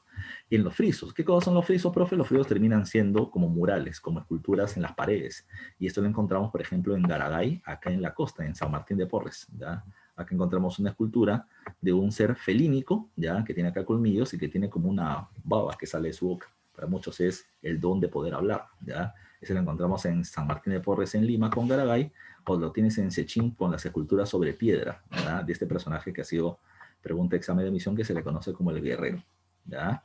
Y también tenemos en el caso de la astronomía, en Chanquillo lo que vamos a terminar encontrando es un calendario con para hacer las mediciones del sol y poder saber cuándo va a terminar lloviendo, cuándo va a terminar habiendo épocas para cultivar y demás. Se me acabó el tiempo, ya se me acabó el tiempo. Te voy a dar tres preguntas, ya tres respuestas, ya acá. Vamos a ver. Pregunta examen de admisión. Dice, lítico, arcaico y formativo son nombres que los arqueólogos han dado a las primeras etapas de la historia andina. Identifique dos características de los grupos humanos que vivieron en el periodo lítico. ¿Ya? En el periodo lítico. Dice, domesticación inicial de camélidos. En esta época son solamente depredadores. Dice, aparición de las aldeas primigenias, de las primeras aldeas. Aldeas todavía no, estamos viviendo en bandas. C, desconocimiento de la cerámica. Claro, desconocen la cerámica. Ya desconocen la cerámica. Y la 4 me dice arte rupestre con escena de cacería. Eso sí vamos a terminar encontrando, ¿ya? Entonces me dice lítico, arcaico, identifique dos características de los grupos humanos que vivieron en el lítico. A ver, el lítico no hay camélidos, aldeas primigenias tampoco, desconocimiento de la cerámica. Sí desconocen la cerámica, no producen cerámica. Así que la clave es D, 3 y 4, ¿ya? Vamos con otra preguntita que sea examen de admisión. Dice acá, mira, en el sitio de Telarmachay, Junín, y esto te dije hace un rato, se encontraron las evidencias más antiguas de la domesticación en los Andes centrales, tales como, ¿qué animales fueron los que se domesticaron? El guanaco se convierte en llama y la vicuña se convierte en alpaca. Entonces lo que se encontró fueron llamitas y alpaquitas. Clave C, ¿ya? Que ahí me lo están diciendo muy claramente en la respuesta. A ver, vamos a ver otra pregunta que se da admisión. Ya, vamos a ver esta de acá, mira. Dice, la 15, ¿ya? Dice, su teoría descartaba el origen costeño de la civilización peruana. ¿Cómo lo sostenía Maxule? Entonces sacamos a Ule y me quedaban tres, Tello, Kaufman y Lumbreras, ya que había encontrado restos de una sociedad más antigua y de gran influencia territorial sobre el actual Perú. Este era Chavín. ¿Quién hablaba de Chavín? Ya tiene la respuesta. Dice, a la que catalogaba como la cultura matriz del Perú y cuyos orígenes no podían ser ni remotamente extranjeros y cuyos, ya dice, sino que se ligaban al pueblo amazónico al encontrar en los dioses de Chavín animales totémicos o tótems o animales sagrados de dicha procedencia. Ese planteamiento sobre el origen de la alta cultura peruana fue realizada por Tello, ya, y su hipótesis en la actualidad es considerada como falsa, pero fue llamada ya como la teoría autoctonista de la alta cultura en el Perú, así que la clave es la clave avión, como me están diciendo por acá. Bueno, muchachos, le voy a terminar dejando a Katy por interno las claves porque ya se me fue el tiempo, ¿ya? Vamos con esta última, ya vamos con esta última, me dice, mientras que la costa muestra antigua cerámica, la hallamos en, ¿dónde está la cerámica más antigua de la costa? Está en las Aldas. Dice, y en los Andes peruanos la encontramos en Cotos, Guairajirca, así que la clave termina siendo la B. Te dejo las claves con Katy para que te la termine pasando y nosotros seguimos trabajando la siguiente semana, ¿sí? Nos vemos porque ya me pasé el tiempo. Nos vemos, muchachos. Cuídense mucho. Katy, te dejo a tus chicos. Gracias, profesor. Gracias por la clase. Chicos, muchas gracias. ¿Qué les estaba por decir? El examen va a empezar a las 12. Y bueno, tómense un ratito, unos 10 minutos, y a las 2 en punto les paso el link y entran al Classroom. ¿Sí? Nos vemos.